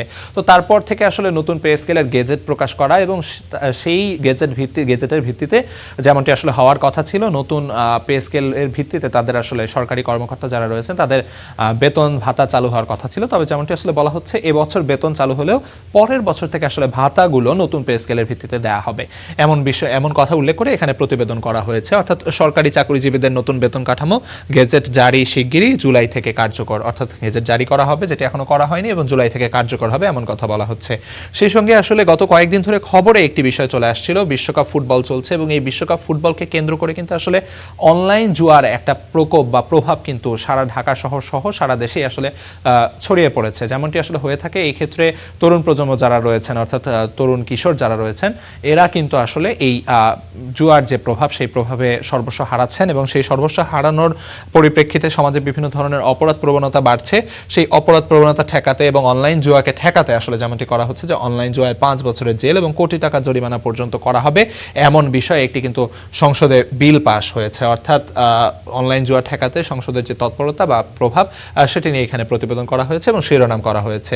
সেই সঙ্গে যেমন প্রথম আলোতে দেখছিলাম জাসদ সভাপতি হাসানুল হক ইনু তার 10 বছরের কারাদণ্ড হয়েছে, সশ্রম কারাদণ্ড, সেই বিষয়টি নিয়ে এখানে প্রতিবেদনে প্রকাশ পেয়েছে। যেমনটি আসলে ফুটবল বিশ্বকাপ চলছে, ফুটবল বিশ্বকাপের খবরও কিন্তু প্রথম পাতার শিরোনামে চলে এসেছে। এ পর্যায়ে যদি আমরা দৈনিক যুগান্তর দেখতে চাই, দৈনিক যুগান্তরের প্রথম পাতায় যেমন আসলে অন্য আরেকটি বিষয় উঠে এসেছে সেটি হচ্ছে ঢাকার আন্ডারওয়ার্ল্ড অর্থাৎ শীর্ষ সন্ত্রাসী যারা রয়েছেন যাদের আসলে ধরে দিতে পারলে কিংবা যাদেরকে খোঁজ করে দিতে পারলে পুরস্কার ঘোষণা করা হয়েছিল, সেই 23 শীর্ষ সন্ত্রাসীর অবস্থান এখন কোথায় সেটি নিয়ে একটি বিশ্লেষণধর্মী প্রতিবেদন করা হয়েছে। অর্থাৎ তাদের যে হদিস পাওয়া যাচ্ছে না বা তারাও যে এক সময়ের খুনি, তারা যে শিকার হচ্ছে খুনের, অর্থাৎ তারা এখন খুনের শিকার হচ্ছেন সেই বিষয়টি নিয়ে আরেকটি আলাদা প্রতিবেদন করা হয়েছে। সেই সঙ্গে তিস্তা প্রকল্পের কথা গতদিন আলোচনা হচ্ছিল যে তিস্তা প্রকল্প বা প্রধানমন্ত্রী তারেক রহমান সংসদে যেমন ঘোষণা দিয়েছেন যে যে কোনো মূল্যে তিস্তা মহাপরিকল্পনা বাস্তবায়ন করা হবে হবে। তো সেই ঘোষণার পর থেকে একটি বিষয় আলোচিত হয়ে আসছে যে এটি আসলে জনবান্ধব করা যায় কি করে, সেই ব্যাপারে কিন্তু পরিকল্পনা, আলোচনা, সমালোচনা চলছে। তারই পরিপ্রেক্ষিতে এখানে একটি শিরোনাম করা হয়েছে, অর্থাৎ বিশেষজ্ঞের মতামত। সৈয়দ রিজওয়ানা হাসান তার মতামত তুলে ধরা হয়েছে যে তিস্তা প্রকল্পে জনসম্পৃক্ততা নিশ্চিত করতে হবে, যেমনটি আসলে সাধারণভাবেই ধারণা করা হচ্ছিল যে জনগণের সম্পৃক্ততা কিভাবে তুলে আনা যায়। সেই সঙ্গে জুলাইয়ের 1 তারিখ আজ, অর্থাৎ কোটা সংস্কার আন্দোলন থেকে যে গণ অভ্যুত্থানের রূপ নেওয়া সেই রক্তক্ষয়ী জুলাই, সেই জুলাই আজ শুরু হচ্ছে এবং সেই জুলাইয়ের শুরুতে আসলে ঘটনা প্রবাহ নিয়ে এখানে একটি প্রতিবেদন করা হয়েছে। সেই সঙ্গে অন্যান্য পত্রিকাতেও যেমন দেখাচ্ছিলাম, বিএনপির প্রার্থী আসলাম চৌধুরী তার প্রার্থিতা বাতিলের বিষয়টি শিরোনাম করা হয়েছে। সেই সঙ্গে ঋণের বিষয়ে এখানে একটি কথা বলা হয়েছে, অর্থাৎ বাজেট পাশ হলো, সেই 9,38,000 কোটি টাকার যে বিশাল বাজেট, সেই বাজেটের পর থেকে আসলে ঋণ ব্যবস্থাপনা নিয়ে নানা প্রশ্ন ছিল যে এই বিশাল বড় বাজেট, এই বাজেটকে কিন্তু আসলে সমাধান করা বা বাজেটটি বাস্তবায়ন করার পথে একটি প্রধান বাধা হিসেবে কাজ করবে আসলে ঋণ। তো সেই ঋণের চ্যালেঞ্জ কিভাবে মোকাবেলা করা যায় সেটি নিয়ে আসলে এখানে প্রতিবেদন করা হয়েছে এবং কথা বলা হয়েছে। সেই সঙ্গে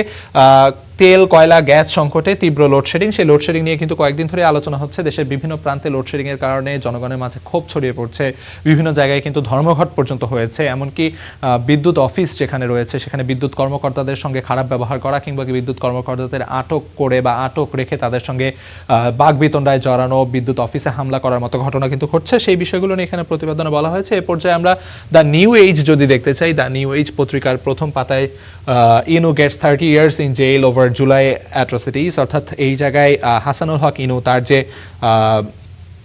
শাস্তি বিধান করা হয়েছে, অর্থাৎ রায়ের ঘোষণা দেওয়া হয়েছে, সে বিষয়টি এখানে প্রতিবেদন করা হয়েছে। সেই সঙ্গে জেএস পাসেস টাকা 9.38 লাখ crore FY27 বাজেট, অর্থাৎ এবছরের যে বাজেট, সেই বাজেটে যে বিশাল বড় এক বাজেট সেটি পাস হয়েছে, সেই বিষয়টি নিয়ে এখানে প্রতিবেদনে বলা হয়েছে। তো মোটামুটি জুলাই অভ্যুত্থানের বিষয়টি এখানে প্রতিবেদনে উঠে এসেছে। July Memorial museum likely to open in August, অর্থাৎ অগাস্টের কাছাকাছি সময় হয়তো জুলাই স্মৃতি জাদুঘর, যেটি এর আগের প্রধানমন্ত্রীর বাসভবন সেখানে প্রতিষ্ঠা করা হচ্ছে, সেইটা চালু হতে পারে, সে বিষয়ে এখানে একটি প্রতিবেদন করা হয়েছে। Mob skills 33 in July, 65 bodies recovered MSF, অর্থাৎ এই জায়গায় মব সন্ত্রাস নিয়ে একটি প্রতিবেদন করা হয়েছে। জামাত খেলাফত লিডার্স সেন্ট টু জেল আপন সারেন্ডার। তো মোটামুটি এই ছিল আসলে দ্য নিউ এজ পত্রিকার প্রথম পাতায় যে শিরোনামগুলো রয়েছে। এর মধ্য দিয়ে আমরা আসলে দেশের আজ যে সমস্ত দৈনিকগুলো আমরা দেখালাম সেগুলোর প্রথম পাতায় কী কী শিরোনাম রয়েছে সেগুলো আপনাদের দেখিয়ে দেওয়ার চেষ্টা করছিলাম। তো এ পর্যায়ে আমরা ফিরে যেতে চাই মূল স্টুডিওতে, সেখানে আছেন আমাদের সহকর্মী ফারিয়া। আলিফ, আপনাকে ধন্যবাদ। গত বছরের প্রাণহানির পর ডেঙ্গু নিয়ে আতঙ্কিত উপকূলীয় জেলা বরগুনার মানুষ। অভিযোগ রয়েছে রোগতত্ত্ব, রোগ নিয়ন্ত্রণ ও গবেষণা ইনস্টিটিউটের সুপারিশে বাস্তবায়ন না হওয়ায় ঝুঁকি বাড়ছে। তবে প্রশাসন বলছে সংক্রমণ নিয়ন্ত্রণে এবার নেওয়া হচ্ছে সমন্বিত ব্যবস্থা। চিকিৎসকরা তাগিদ দিচ্ছেন ব্যক্তিগত সচেতনতার। ডেঙ্গুর ভয়াবহ স্মৃতি তাড়া করে বেড়াচ্ছে বরগুনাবাসীকে।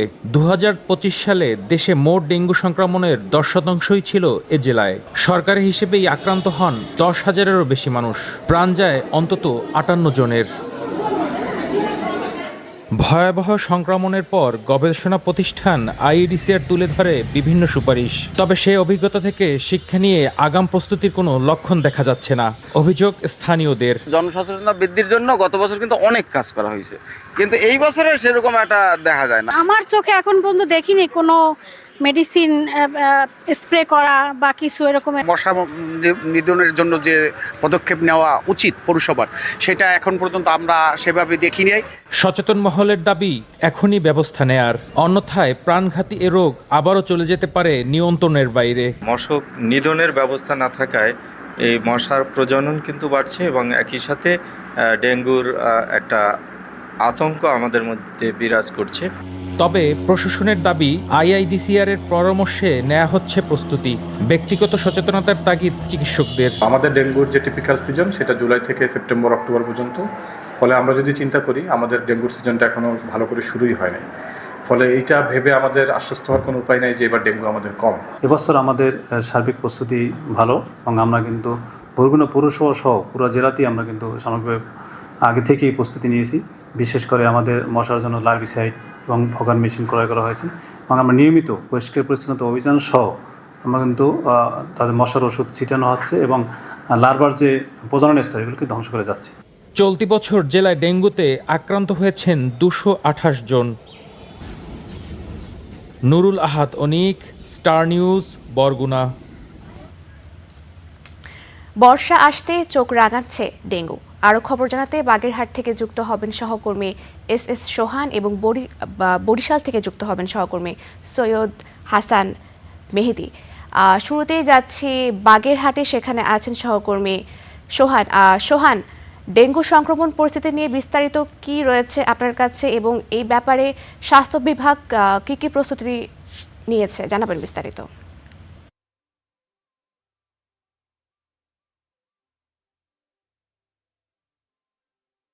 চলতি বছরের শুরু থেকেই কিন্তু বাগেরহাটে ডেঙ্গু বেশ বিস্তার লাভ করেছে। বাগেরহাট সিভিল সার্জন অফিস এবং 250 শয্যা জেলা হাসপাতালের তত্ত্বাবধায়ক দপ্তরের তথ্য অনুযায়ী এখন পর্যন্ত অর্থাৎ চলতি বছরের শুরু থেকে আজকে পর্যন্ত বাগেরহাটে কিন্তু 274 জন ডেঙ্গু রোগী শনাক্ত হয়েছে। এর মধ্যে সরকারি হিসেবে একজন রোগী মারা গেছে এবং আজকের দিনে 32 জন রোগী কিন্তু এই বাগেরহাট 250 শয্যা হাসপাতালে ভর্তি রয়েছে। এছাড়া বাগেরহাটের অন্যান্য যে উপজেলা হাসপাতালগুলো রয়েছে সেখানেও কিন্তু কিছু রোগী ভর্তি আছে। অন্যদিকে মৃত্যুর যে সংখ্যাটি বাগেরহাটের স্বাস্থ্য বিভাগ বলছে সেটি একজন মাত্র হলেও বাস্তবিক অর্থে এই সংখ্যা অন্তত 10 জনের কম নয়। কারণ বিভিন্ন সময় গুরুতর রোগীদের স্থানান্তর করে খুলনা সহ রাজধানীর বিভিন্ন হাসপাতালে যে পাঠানো হয়েছে সেখানেও কিন্তু কিছু রোগী মৃত্যুর ঘটনা ঘটেছে বলে আমরা জেনেছি।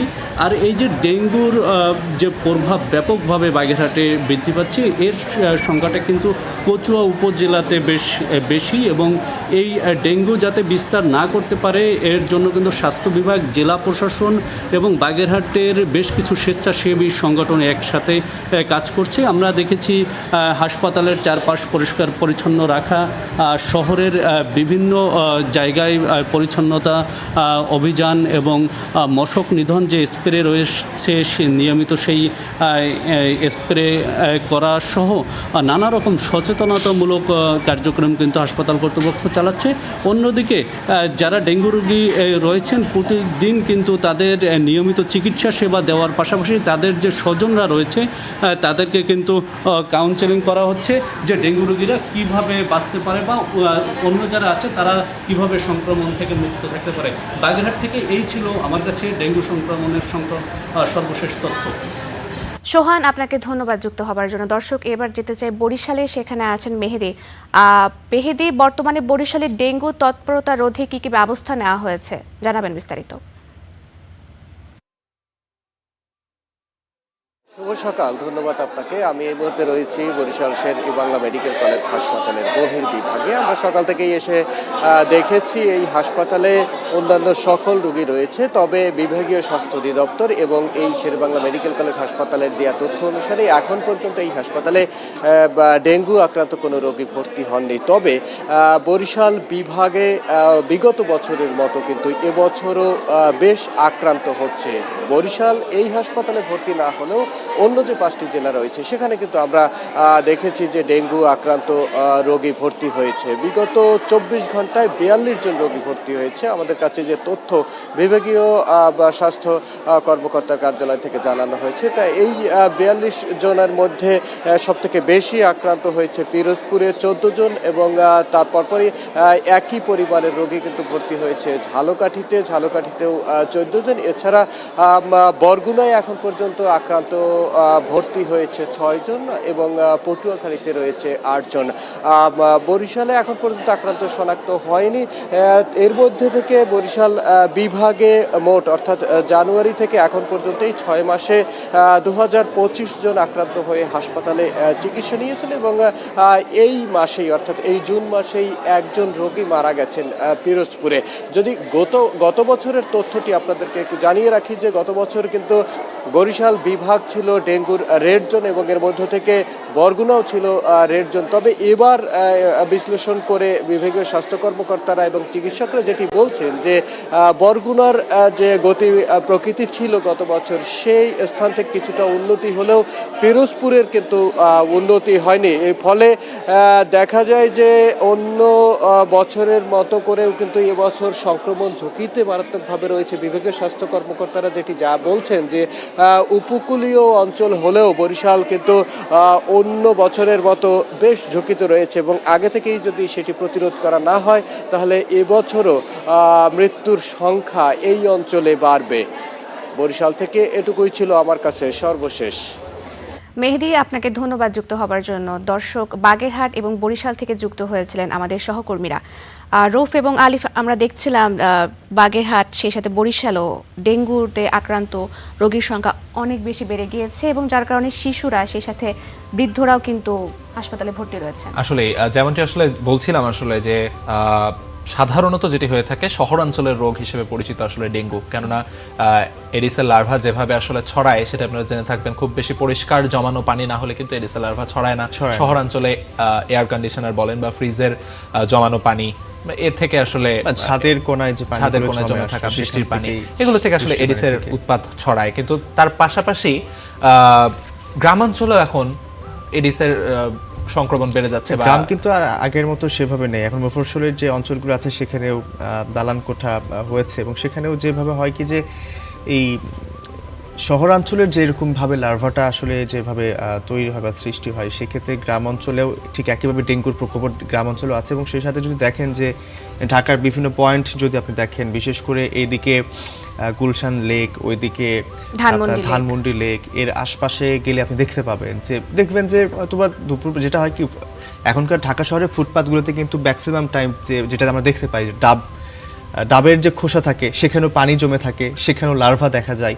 তো সব কিছু মিলিয়ে আসলে এরকম এই ডেঙ্গুর প্রকোপটি আসলে বেড়ে চলেছে হামের পরবর্তী সময়। আসলে এখন দেখার বিষয় এটি যে এটি নির্মূলে সরকার কতটুকু পদক্ষেপ নেয়। আমরা এই বিষয়ে আরও জানবো। আমরা দর্শকদের আরও কিছু বিষয় নিয়ে জানাতে চাই। আসলে প্রায় 2 সপ্তাহ ধরে সিরাজগঞ্জে যমুনা নদীর পানি বৃদ্ধি অব্যাহত আছে। বেশ কিছু স্থানে এরই মধ্যে দেখা দিয়েছে ভাঙন। এনে জানাতে যমুনা পাড় থেকে যুক্ত হচ্ছেন সাজরুল সঞ্চয় এবং লালমনিরহাট থেকে যুক্ত হচ্ছেন আমাদের আরেক সহকর্মী সাব্বির আহমেদ। আমরা শুরুতে একটু সিরাজগঞ্জে যেতে চাই সাজরুল সঞ্চয়ের কাছে। সঞ্চয়, যেমনটি আসলে বলছিলাম যে যদি যমুনা নদীর পানি বৃদ্ধি পেয়েছে এবং সেই সাথে নদী পাড়টিও ভাঙন শুরু হচ্ছে, আপনার কাছে একটু জানতে চাই নদী তীরবর্তী অঞ্চলের মানুষজনের কি অবস্থা এবং সেই সাথে পানি উন্নয়ন বোর্ড কি বলছে?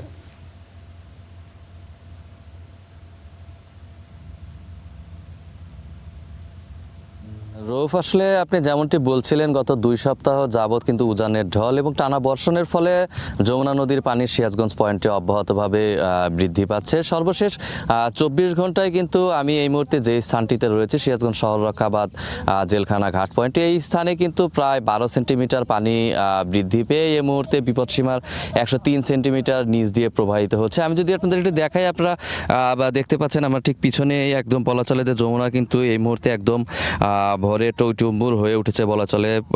এবং একই সাথে যমুনা নদীর যে সিরাজগঞ্জেরই আর একটি পয়েন্ট রয়েছে অর্থাৎ কাজীপুরের মেঘাই ঘাট পয়েন্ট, সেখানেও কিন্তু পানি বৃদ্ধি অব্যাহত রয়েছে। এই মুহূর্তে সেই পয়েন্টটিতে কিন্তু প্রায় 150 সেন্টিমিটার নিচ দিয়ে যমুনা নদীর পানি প্রবাহিত হচ্ছে। আসলে যমুনার পানি এখনও বিপদসীমার অনেকটা নিচ দিয়ে প্রবাহিত হলে ইতিমধ্যেই কিন্তু চরাঞ্চল এবং নদী তীরবর্তী যে নিম্নাঞ্চল রয়েছে সেই এলাকাগুলো কিন্তু প্লাবিত হতে শুরু করেছে। এবং এর চেয়ে সবচেয়ে যেটি ভয়াবহভাবে দেখা দিচ্ছে সেটি হলো যে নদী ভাঙন, যেটি কিন্তু আসলে প্রতি বছরেই সিরাজগঞ্জে যমুনা নদীর ডান এবং বাম উভয় তীরেই কিন্তু আসলে ভাঙন দেখা দেয়। প্রতি বছরই আমরা দেখি। এবছরে কিন্তু আসলে বর্ষার শুরুতেই প্রথমে সিরাজগঞ্জের চৌহালিতে যমুনা নদী বিপুল পরিমাণ ভাঙন দেখা দেয়। সেখানে প্রায় 2টি ইউনিয়ন অর্থাৎ বাঘুটিয়া এবং সলিমাবাদ ইউনিয়নে কিন্তু বিস্তীর্ণ এলাকা নদীগর্ভে বিলীন হয়ে গেছে যমুনার ভাঙনের ফলে। এর পাশাপাশি গত সপ্তাহে কিন্তু সিরাজগঞ্জ সদর উপজেলার বাহুকা এলাকায় কিন্তু আকস্মিক ভাঙন দেখা দেয় এবং সেখানে কিন্তু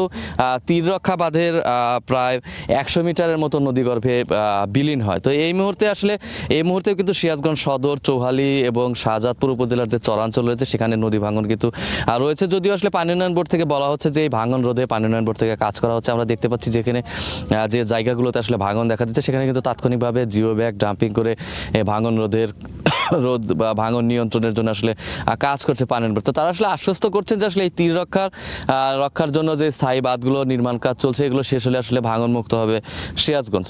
তো এই ছিল আমার কাছে সিরাজগঞ্জ থেকে যমুনা নদীর পানি বৃদ্ধি এবং নদী ভাঙনের সর্বশেষ খবর। রূপ, সঞ্চয়, আপনাকে অসংখ্য ধন্যবাদ আমাদের সঙ্গে যুক্ত হওয়ার জন্য। দর্শক, এবার একটু আমরা লালমনিরহাটে যেতে চাই। সেখান থেকে ইতিমধ্যে আমাদের সঙ্গে যুক্ত আছেন সহকর্মী সাব্বির।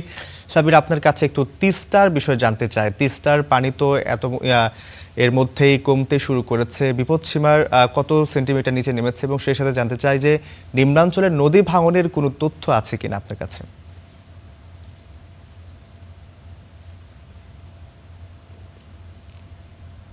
রৌফ, আপনাকে ধন্যবাদ। তিস্তার পানি এই মুহূর্তে বিপদসীমার 51.58 সেন্টিমিটার দিয়ে প্রবাহিত হচ্ছে, যা বিপদসীমার 17 সেন্টিমিটার নিচে। গতকালকে কিন্তু তিস্তার পানি প্রায় 30 সেন্টিমিটার নিচ দিয়ে প্রবাহিত হলেও আজ সকালে কিন্তু কিছুটা পানি বৃদ্ধি পাচ্ছে। কিছুক্ষণ আগে আমি পানি উন্নয়ন বোর্ডের ডালিয়া পয়েন্টের যিনি নির্বাহী প্রকৌশলী রয়েছে, আমি তার সঙ্গে কথা বলেছি। তিনি জানিয়েছেন যে ভারী বৃষ্টিপাত কমলেও কিন্তু উজানে ভারতের বেশ কয়েকটি প্রদেশে কিন্তু এখনও হালকা বৃষ্টিপাত হচ্ছে। এই বৃষ্টিপাতের কারণে কিন্তু লালমনিরহাটের তিস্তার পানি কিছুটা বৃদ্ধি পেয়েছে। আপনি জানিয়ে রাখি যে এর আগে দুদিন আগে তিস্তার পানি কিন্তু বিপদসীমার প্রায় 12 সেন্টিমিটার উপর দিয়ে দীর্ঘ সময় প্রবাহিত হয়, যা 2026 সালে সর্বোচ্চ বলে আমরা জানতে পেরেছি। এর কারণে লালমনিরহাটের যে 12টির মতো নিম্ন অঞ্চল রয়েছে সেই নিম্ন অঞ্চলগুলোতে কিন্তু পানি প্রবেশ করেছিল এবং গতকাল থেকে কিন্তু সেই নিম্ন অঞ্চলগুলো থেকে পানি নামতে শুরু করেছে। এর ফলে এই যে নিম্ন অঞ্চলগুলোতে যারা রয়েছে তাদের কিন্তু বাড়িতে রান্নাঘর এবং চুলা সহ বেশ কিছু প্রয়োজনীয় জিনিসপত্র কিন্তু ক্ষতিগ্রস্ত হয়েছে। তারা কিন্তু বাড়িতে এসে তাদের এই যে ক্ষতিগ্রস্ত বাড়ির যে নিত্য প্রয়োজনীয় জিনিসগুলো রয়েছে তারা কিন্তু নতুন করে মেরামতের কাজ করছে। আমরা পানি উন্নয়ন বোর্ডের যিনি নির্বাহী প্রকৌশলী রয়েছে লালমনিরহাট অঞ্চলের সুনীল কুমার, তার সঙ্গে কথা বলেছি। তিনি জানিয়েছেন যে পানি কমার সঙ্গে সঙ্গে একটা ভাঙ্গনের প্রবণতা থাকে। উনি বলেছেন যে যেহেতু নদী ভাঙনের একটা প্রবণতা রয়েছে, পানি উন্নয়ন বোর্ড ইতিমধ্যেই এ সকল এলাকায় জিও ব্যাগ নিয়ে কিন্তু প্রস্তুত রয়েছে। এখন পর্যন্ত লালমনিরহাটের তিস্তার পরিস্থিতি পানি বিপদসীমার নিচে থাকলেও পানি উন্নয়ন বোর্ড সর্বাত্মক প্রস্তুতি রয়েছে যে কোনো পরিস্থিতি মোকাবেলায়। রৌফ, এই হচ্ছে লালমনিরহাটের চিত্র।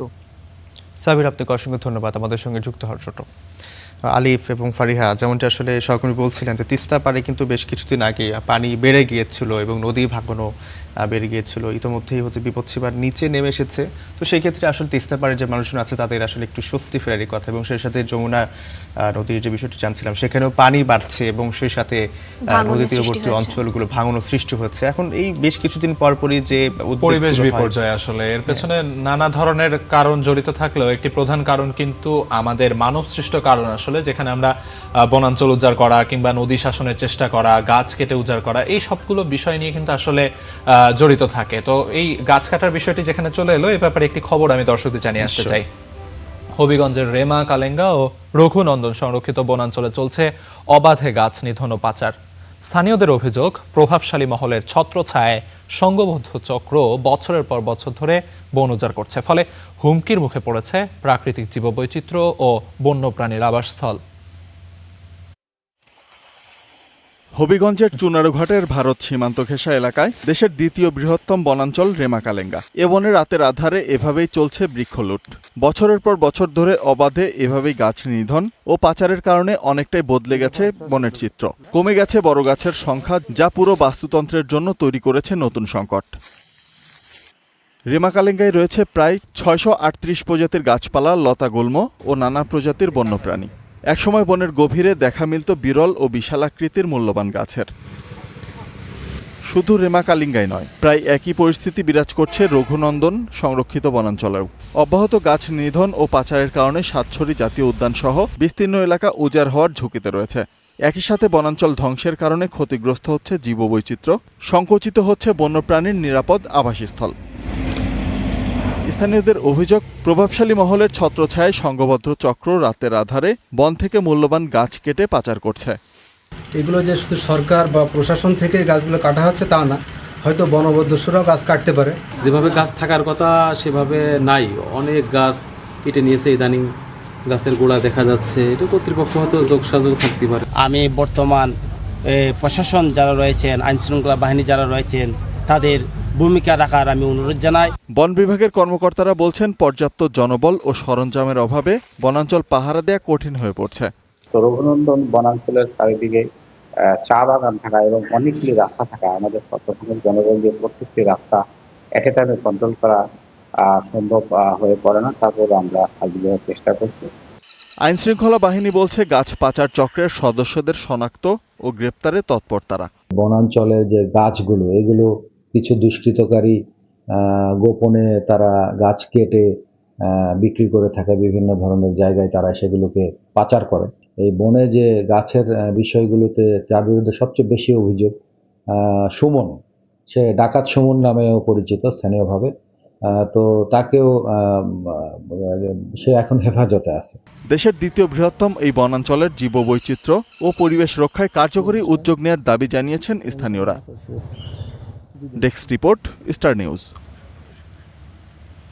ব্রাহ্মণবাড়িয়ায় পূর্ব বিরোধের জেরে টানা তৃতীয় দিনের মতো সংঘর্ষে জড়িয়েছে দুই দল গ্রামবাসী। আহত হয়েছেন অর্ধশতাধিক। এ ঘটনায় এলাকায় বিরাজ করছে থমথমে অবস্থা। মোতায়েন করা হয়েছে অতিরিক্ত পুলিশ। টানা তৃতীয় দিনের মতো সংঘর্ষে দুদল গ্রামবাসী। ট্যাটা, বল্লমসহ দেশীয় অস্ত্র নিয়ে এক পক্ষ হামলে পড়ছে অন্য পক্ষের ওপর। পুলিশ জানায়, ব্রাহ্মণবাড়িয়ার সরাইলের সূর্যকান্দি ও ধরন্দি গ্রামের মধ্যে দীর্ঘদিন ধরে বিরোধ চলছিল। এর জেরে রোববার রাতে টর্চ লাইট জ্বালিয়ে সংঘর্ষে জড়ায় দুই গ্রামের লোকজন। এতে একজন নিহত এবং 20 জন আহত হন। পরদিন নিহত ব্যক্তির জানাজা শেষে আবারও শুরু হয় সংঘাত। প্রায় 3 ঘন্টা ধরে চলা এই সংঘর্ষে পুলিশ সহ অন্তত 25 জন আহত হন। আগের ঘটনার জেরে মঙ্গলবার সকালে কালীকচ্ছ বাজারে আবারও বিরোধে জড়ান দুপক্ষের লোকজন। এতে অন্তত 20 জন আহত হন। খবর পেয়ে পুলিশ ঘটনাস্থলে এসে পরিস্থিতি নিয়ন্ত্রণে আনে।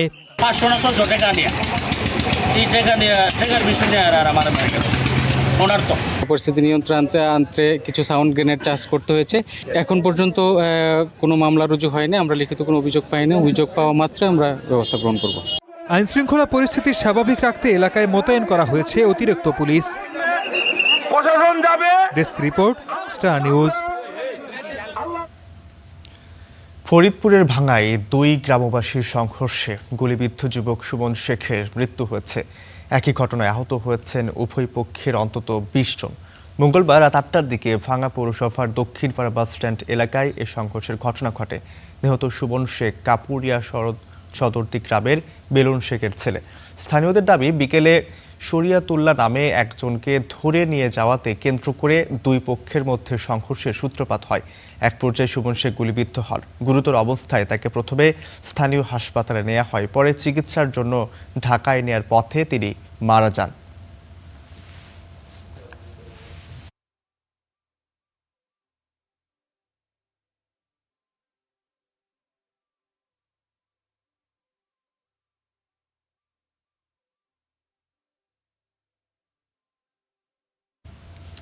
দর্শক, ঘড়ির কাঁটায় এখন 8:15। আপনারা যারা অফিসগামী আছেন তারা ইতোমধ্যেই আপনাদের গন্তব্যের উদ্দেশ্যে রওনা দিয়েছেন অথবা গন্তব্যের উদ্দেশ্যে রওনার পরিকল্পনা করছেন।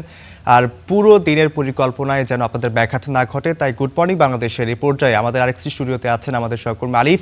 তিনি জানাবেন ওয়েদার এবং ট্রাফিক আপডেট। রৌফ, আপনি যেমনটি বলছিলেন আসলেই তাই। দিনের শুরুটা যদি আসলে পরিকল্পনা করে নেওয়া যায় যে কিভাবে দিনের শুরুটা করলে এবং কোথায় আসলে কিভাবে এগোলে তাদের জন্য সুবিধা হবে, সেই কাজটিকে সহজ করে দিতেই কিন্তু আমরা প্রতিদিনের মতো আজও দর্শকদের জানিয়ে দিব আবহাওয়ার পূর্বাভাস এবং ঠিক সড়কের অবস্থাটি এখন কেমন রয়েছে। তো তারই ধারাবাহিকতার শুরুতে আমরা যেটি নিয়ে শুরু করি সেটি হলো বিশ্বের বিভিন্ন শহরগুলোতে আসলে বায়ুমান কেমন, এবং সেই বায়ুমান দেখতে আমরা সুইজারল্যান্ড ভিত্তিক জরিপ সংস্থা IQAir এর সূচক অনুযায়ী বিশ্লেষণ করে থাকি।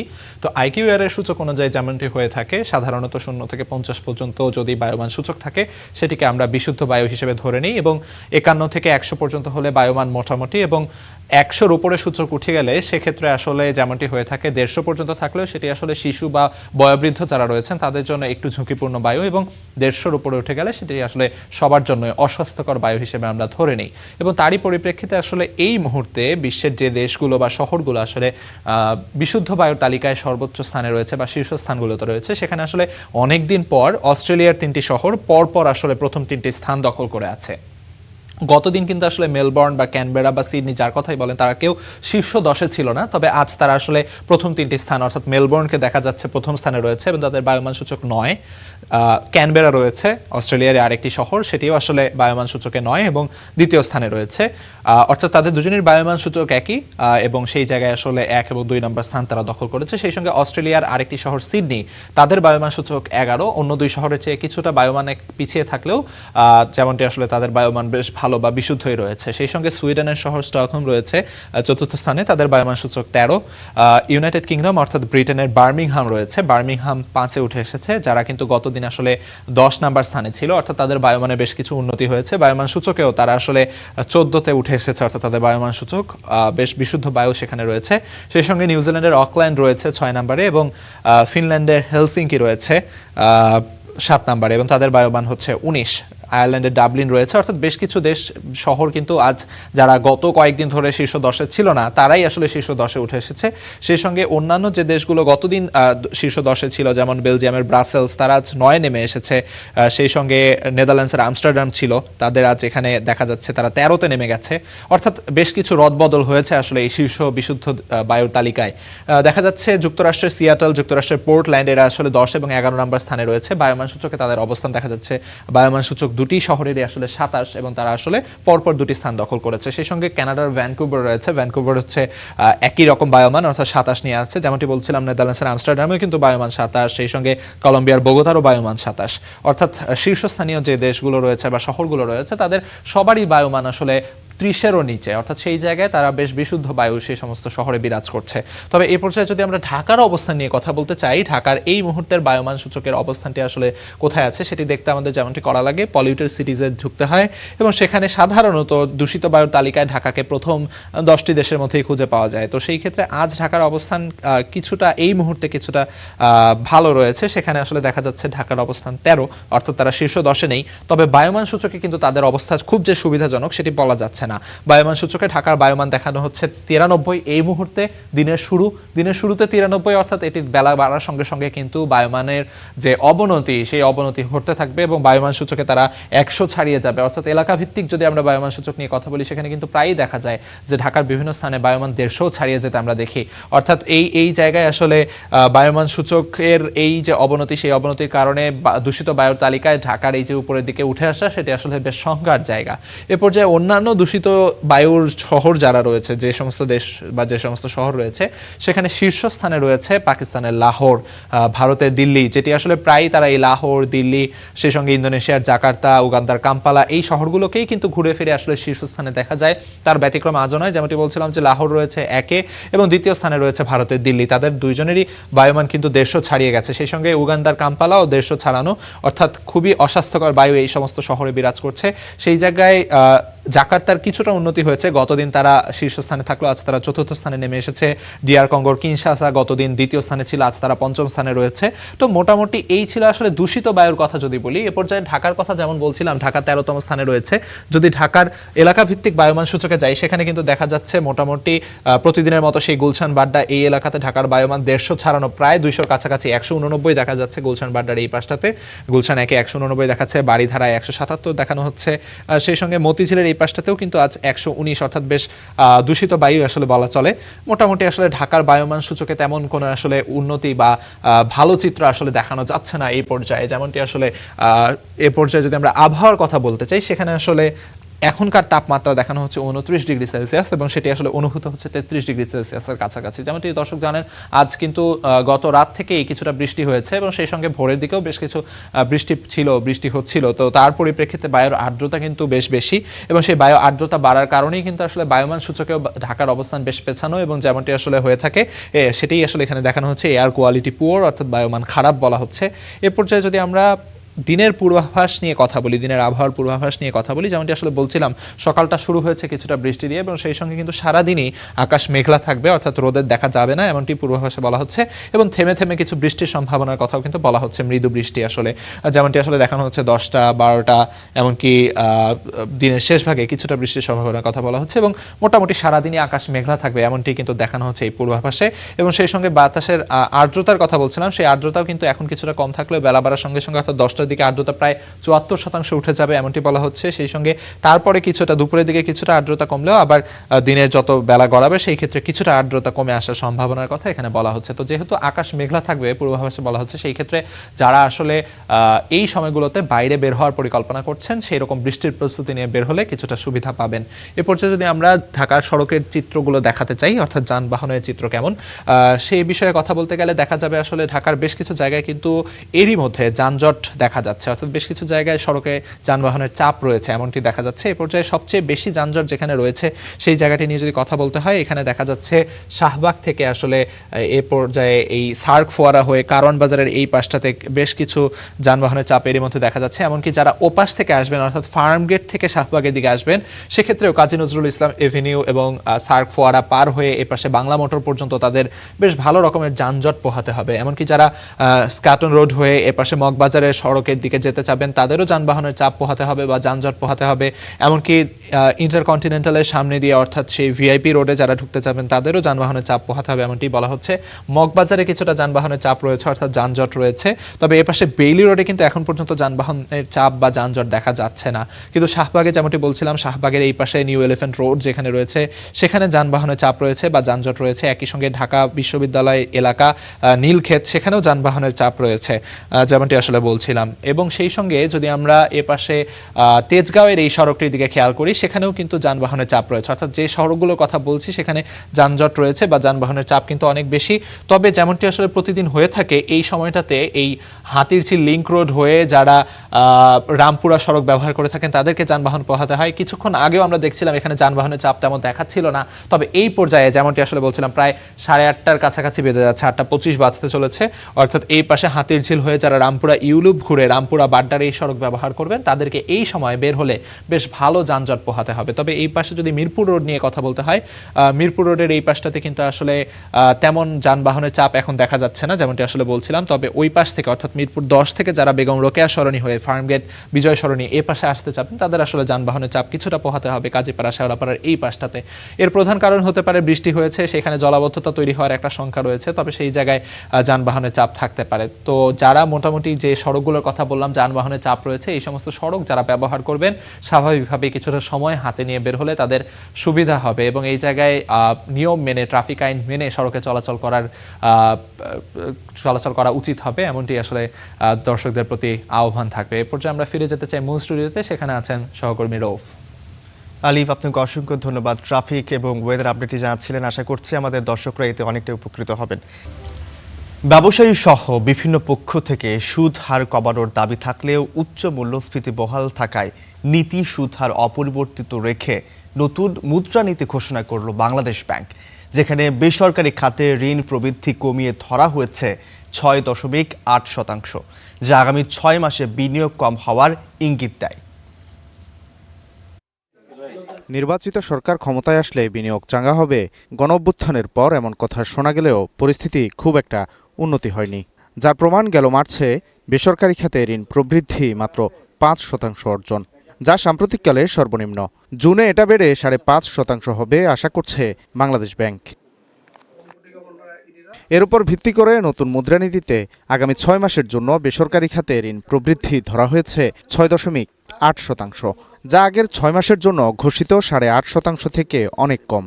যদি 8%-এর মতো প্রাইভেট সেক্টর ক্রেডিট গ্রোথ আমরা উন্নয়ন ঘটাতে পারি, সেই ক্ষেত্রে বিনিয়োগ এবং কর্মসংস্থান সৃষ্টিতে অনেক সহায়ক হবে। প্রায় 75% টোটাল যে ডোমেস্টিক ক্রেডিট, 75% হচ্ছে প্রাইভেট এবং 25%-এর মতো পাবলিক। তো এটা 8% গ্রোথেই যে ভলিউম হবে, যে অ্যামাউন্ট হবে, সেটা কিন্তু পাবলিকের চেয়ে অনেক বেশি হবে। বিনিয়োগ কম হওয়ার পেছনে ঋণের উচ্চ সুদ হারকে দায়ী করে এটি কমিয়ে আনার দাবি জানিয়ে আসছেন ব্যবসায়ীরা। তবে মূল্যস্ফীতি এখনও 9%-এর ঘরে থাকায় সেই পথে হাঁটলেন না গভর্নর। নীতি সুদ হার আটকে রাখলেন 10%-এর ঘরে। মুদ্রানীতি প্রকাশ অনুষ্ঠানে তিনি বলেন, ঋণের নামে যারা লুটপাট চালিয়েছে তাদের সর্বোচ্চ শাস্তি হবে। নেক্সট ইয়ারে আমরা যেটা চেষ্টা করব ব্যাংকগুলোকে বাধ্য করতে যে এই যে টক্সিক অ্যাসেট যা আছে এগুলো যাতে অ্যাসেট ম্যানেজমেন্ট কোম্পানিকে দিয়ে দেওয়া হয়। বরারের বিরুদ্ধে যে মামলা, যে সমস্ত লিগ্যাল কোর্সেস সেগুলো চলবে, সেটাতে কোনো বাধা নেই। ইসলামী ব্যাংকের সংকটের বিষয়টিও উঠে আসে গভর্নরের বক্তব্যে। জানান, ব্যাংক কোম্পানি আইন অনুযায়ী ব্যবস্থা নেওয়া হবে ইসলামী ব্যাংকের বিষয়ে। ইসলামী ব্যাংকের ক্ষেত্রে আমাদেরকে ইতিমধ্যে 13,000 কোটি টাকা লিকুইডিটি সাপোর্ট দিতে হয়েছে। ফলে আমি সবাইকে রিকোয়েস্ট করবো স্পেকুলেটিভ কোনো আলোচনা আমরা না করি, একটু ধৈর্য ধরে অপেক্ষা করি। এটা একটা ব্যাংক, এটা ব্যাংকিং কোম্পানিজ অ্যাক্ট দ্বারা নিয়ন্ত্রিত, আমরা আইনের বাইরে কিছু করব না। সুদের হার কমাতে ব্যাংকগুলোর আমানত ও ঋণের সুদ হারের মধ্যে পার্থক্য তথা স্প্রেড 4% বেঁধে দিয়ে সোমবার নির্দেশনা জারি করেছে Bangladesh Bank. Waled Sakib, Star news, Dhaka. সামুদ্রিক মাছ আহরণে 58 দিনের নিষেধাজ্ঞা প্রত্যাহারের পরও কাঙ্ক্ষিত ইলিশের দেখা পাচ্ছেন না জেলেরা। একই চিত্র মেঘনা ও তেঁতুলিয়া নদীতেও দিনভর জাল ফেলেও মিলছে না আশানুরূপ ইলিশ। ফলে বিপাকে পড়েছেন মাছ ধরার সঙ্গে জড়িত হাজারো জেলে। আদিল হোসেন তবুর পাঠানো তথ্য ও চিত্রে ডেস্ক রিপোর্ট। সাগরে টানা 58 দিনের মাছ ধরার নিষেধাজ্ঞা শেষে নতুন উদ্যমে মৎস্য আহরণে নেমেছেন জেলেরা। তবে নিষেধাজ্ঞা প্রত্যাহারেও জালে কাঙ্ক্ষিত ইলিশ ধরা পড়ছে না। জেলেদের অভিযোগ, লাখ টাকা ব্যয়ে সমুদ্রে মাছ ধরতে গিয়ে আশানুরূপ মাছ না পাওয়ায় খরচ ওঠানো মুশকিল হয়ে পড়েছে। ফলে লোকসানের মুখে দুর্ভোগে দিন কাটছে জেলেদের। অভিযান শেষে আশা নিয়ে গেছিলাম সাগরে মাছ পড়বো, আর সাগরে কোনো মাছ নাই। এই আরো দেনা ফেনা হইয়া বাগি যুগলে স্টাফলিয়া পুরো ধরাই আছি। অভিযানের পরে আমরা 2.5 লক্ষ টাকার বাজার নিয়ে গেছি, আমরা কোনো মাছ টাছ কিছু পাই নাই। আমরা 2.5 লক্ষ টাকায় দেন আসি। মৌসুমে যদি মাছ না হয় তারপর চলুম কি দিয়ে দেনা ফেলা দিম কি দিয়ে খাইমু কেমনি, খাওয়ানোর কোনো পথ নেই। একই চিত্র ভোলার মেঘনা তেঁতুলিয়া নদীতেও জ্বালানি তেলের বাড়তি দাম ও ইলিশ আহরণে ঘাটতিতে বিপাকে পড়েছেন স্থানীয় আড়তদাররাও। সেই কাঙ্ক্ষিত মাছ জেলেরা পাচ্ছে না, বিদেশ জেলেরাও দাঁড় দেনা দিতে পারছে না। আমরাও বিব্রতকর অবস্থায় আছি। জেলেরা মাছ না পাইলে তেলের পয়সা যখন ওঠে না, তখন তাদের এই যে 15-16 জন ভাগি এক একটা নৌকায়, কিন্তু তারা সেই ভাগিকে 10 টাকা দিতে পারতেছে না। প্রচুর পরিমাণ বর্ষাবদল যদি হয়, পানির স্রোত যদি হয়, তাহলে আমাদের মেঘনা নদীতে মাছ পড়বে, সবাই সাধারণ ক্রেতারা মাছ কিনতে পারবে এবং কি মাছের দামটাও কমবে। দ্বীপ জেলা ভোলা থেকে দেশের 35 ভাগ ইলিশের চাহিদা পূরণ হলেও এখানকার মানুষও এখন ইলিশের স্বাদ থেকে বঞ্চিত হচ্ছেন। বর্তমানে 1 কেজি ইলিশের দামে মিলছে 4 কেজি গরুর মাংস। 1 কেজির উপরে যে ইলিশগুলি আছে, সেই ইলিশগুলি এখানে কিনতে গেলে এক একটা ইলিশের দাম দেখা গেছে যে 2,500 টাকা বা 2,600 টাকা এরকম পড়ে যায়। এতে দেখা গেছে এক হালি ইলিশের দাম এখানে 10,000 টাকার উপরে চলে যায়। এখানে আবার একটা সিন্ডিকেট থাকে, ঠিক আছে, ওরা মাছগুলা কিনা ঢাকায় নিয়ে যায় জমায়, তাই সাধারণ মানুষ বড় ইলিশ খাইতে পারে না। তবে মৎস্য বিভাগ বলছে জলবায়ুর পরিবর্তনে ইলিশের গতিপথ বদলাচ্ছে। পর্যাপ্ত বৃষ্টিপাত হলে ইলিশের সরবরাহ বাড়বে। ইলিশ তো সে সমুদ্র থেকে স্রোতের উল্টো দিকে দ্রুত বেগে সে চলে, সে যদি বাধাগ্রস্ত হয় সে তো সাধারণত আসতে চাইবে না অথবা পথ পরিবর্তন করে। এখানে আমাদের জলবায়ু পরিবর্তনের সাথে সাথে ডুবোচর, পানি দূষণ, এগুলো একটা ইলিশের না উঠে আসারও একটা কারণ।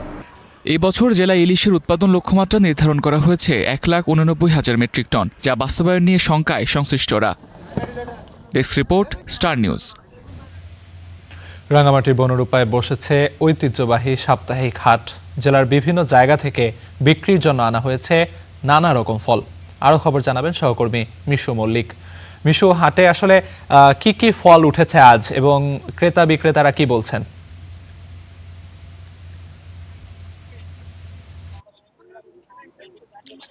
আলিফ, এটি আসলে রাঙামাটির একটি ঐতিহ্যবাহী বাজার, যেটাকে আসলে বনরূপা বাজার বলা হয়ে থাকে। এই বনরূপা বাজার সপ্তাহে 2 দিন এখানকার সাপ্তাহিক যে হাট, সে হাট বসে শনিবার এবং বুধবার। আজ বুধবার আসলে সাপ্তাহিক হাট বসেছে। তবে এই বাজারটার আরেকটা বিশেষত্ব হচ্ছে এই বাজারটাকে আসলে ভাসমান হাট বলা হয়ে থাকে, কারণ এখানে পাহাড়ে যে উৎপাদিত ফল ফলাদি থেকে শুরু করে অন্যান্য যে সবজি ফসলগুলো আছে, সেগুলো আসলে এখানে কাপ্তাই হ্রদে বোটে করে এখানে আনা হয় এবং তারপর এখানে বিক্রি করা হয়।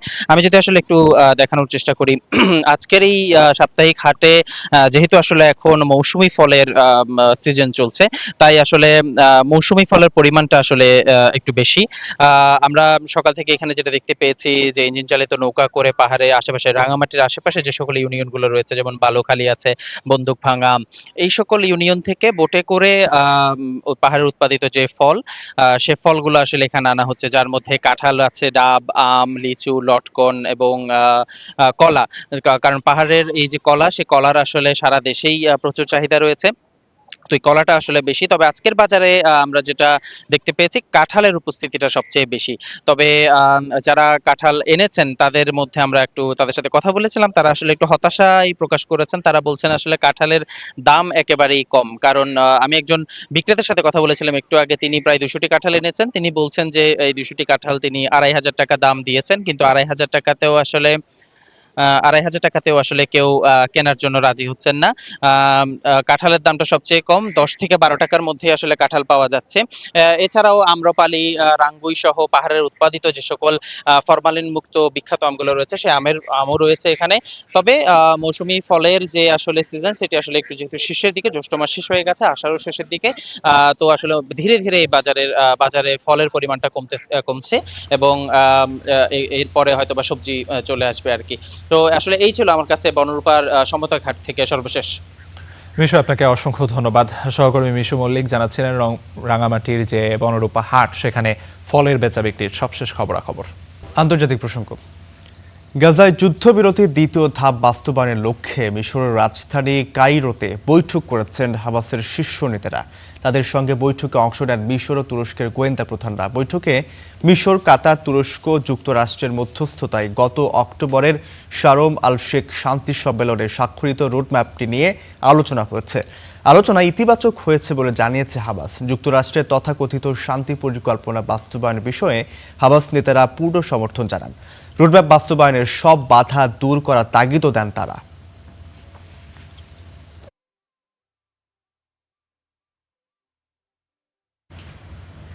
যুক্তরাষ্ট্রে জন্মসূত্রে নাগরিকত্ব বা বার্থ রাইট সিটিজেনশিপ বাতিলের নির্বাহী আদেশ বাতিল করে দিয়েছে দেশটির সুপ্রিম কোর্ট। অভিবাসন নীতিতে কঠোরতা আনার অংশ হিসেবে ট্রাম্পের নেয়া এই বড় উদ্যোগটি 6-3 ভোটে নাকচ করে দেয় আদালত। এর আগে ফেব্রুয়ারিতে ট্রাম্পের বৈশ্বিক শুল্ক আরোপের সিদ্ধান্ত বাতিল করে সুপ্রিম কোর্ট। সংবিধানের 14th সংশোধনীর আলোকে আদালত এই রায় দেয়। বাবা মায়ের আইনি বৈধতা না থাকলেও যুক্তরাষ্ট্রে জন্ম নেওয়া শিশুরা নাগরিকত্ব পাবে। দীর্ঘদিনের এই আইনটি টিকিয়ে রাখতে নির্দেশনা দিয়েছেন মার্কিন বিচারকরা। ট্রাম্পের এই আদেশটি বহাল থাকলে প্রতি বছর 2.5 লাখের বেশি শিশুর আইনি মর্যাদা সংকটে পড়ার আশঙ্কা ছিল।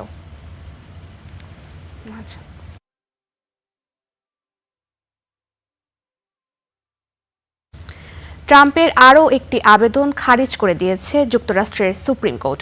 এই আবেদনে যুক্তরাষ্ট্রের ফেডারেল রিজার্ভ ব্যাংকের গভর্নর লিসা কুককে বরখাস্ত করতে চেয়েছিলেন ট্রাম্প, কিন্তু আদালত কেন্দ্রীয় ব্যাংকে দীর্ঘদিনের স্বাধীনতা রক্ষার নীতির পক্ষে রায় দিয়েছে। ফলে গভর্নর লিসা কুককে আর সরাতে পারছেন না ট্রাম্প। ট্রাম্পের আবেদনটি 5-4 ভোটে খারিজ করে দেয় যুক্তরাষ্ট্রের সুপ্রিম কোর্ট। 1913 সালে কংগ্রেস ফেডারেল রিজার্ভ প্রতিষ্ঠার পর এই প্রথম কোনো গভর্নরকে সরিয়ে দেওয়ার চেষ্টা বাদ সাধল আদালত। 2025 সালের জানুয়ারিতে দায়িত্ব নেওয়ার পর মর্টগেজ জালিয়াতির অভিযোগ তুলে লিসা কুককে সরিয়ে দেওয়ার চেষ্টা করেন ট্রাম্প, যাকে একটি অজুহাত বলেছিলেন লিসা। তার মেয়াদ ছিল 2038 সাল পর্যন্ত। 2022 সালের সাবেক প্রেসিডেন্ট জো বাইডেন লিসা কুককে নিয়োগ দেন।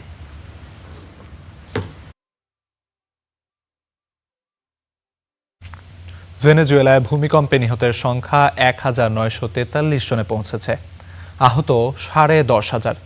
জোড়া ভূমিকম্পের 1 সপ্তাহ পার হলেও এখনও নিখোঁজ অন্তত 50,000 মানুষ। এখনও পর্যন্ত 15,866 জন মানুষ গৃহহীন রয়েছেন। এদিকে সবচেয়ে ক্ষতিগ্রস্ত লা গায়রা রাজ্যে ধ্বংসস্তূপের নিচ থেকে উদ্ধার করা হয়েছে এক নবজাতককে। 5 দিন পর জীবিত ফিরেছেন এক তরুণও। ভূমিকম্পের 32 ঘন্টা পর ধসে পড়া এই ভবনের ধ্বংসস্তূপ থেকে উদ্ধার করা হয় এই শিশুকে। এর আগে লা গায়রা এলাকায় আরেক ধ্বংসস্তূপের নিচে আটকা পড়া 21 বছর বয়সী এক যুবককে উদ্ধার করেন উদ্ধারকর্মীরা। ঘটনাস্থলে জড়ো হওয়া মানুষ করতালি দিয়ে উদ্ধারকর্মীদের প্রতি কৃতজ্ঞতা প্রকাশ করেন। Yo no soy nadie, soy un simple chico আমি কোনো গুরুত্বপূর্ণ ব্যক্তি নই, আমি শুধু একজন তরুণ যে একটি ভবনের ধ্বংসস্তূপের নিচে 5 দিন আটকে ছিলাম, কিন্তু সৃষ্টিকর্তার কৃপায় আজ আমি জীবিত। তিনি আমাকে সেখান থেকে বের করে এনেছেন এবং তার ফেরেশতাদের পাঠিয়েছেন। কারা সেই ফেরেশতা? তারা হলেন সেই মানুষগুলো যারা আমাকে উদ্ধারের জন্য নিরলস পরিশ্রম করেছেন।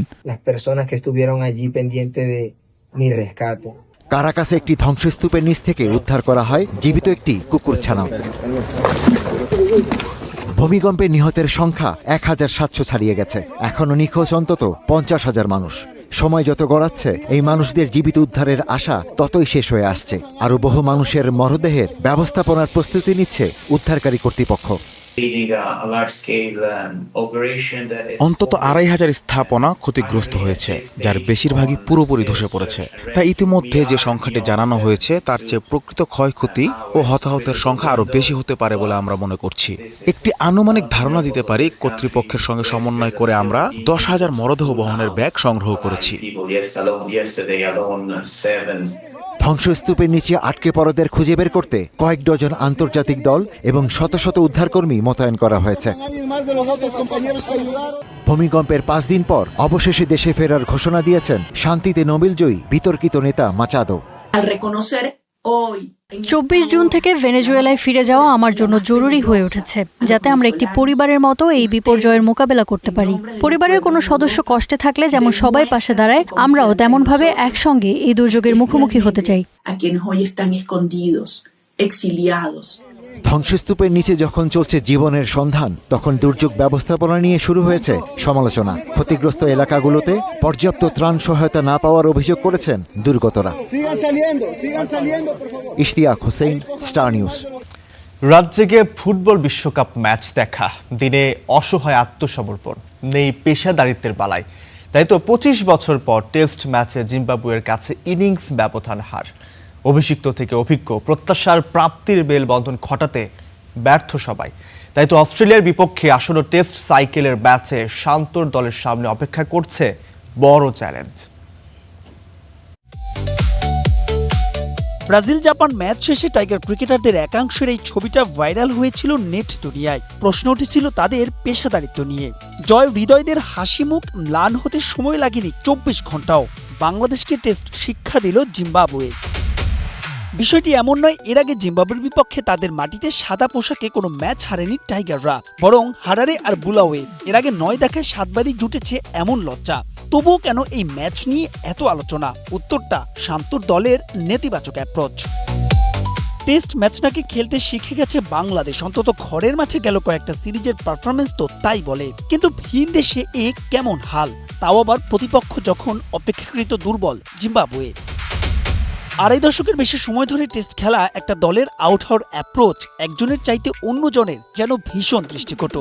যেন উইকেট ছাড়তে পারলেই বাঁচেন তারা। ফেক কনফিডেন্স হয়েছে বুমেরাং। তাই তো প্রথম ইনিংসে 2 উইকেটে যেখানে 113, সেখানে 140-এই অল আউট।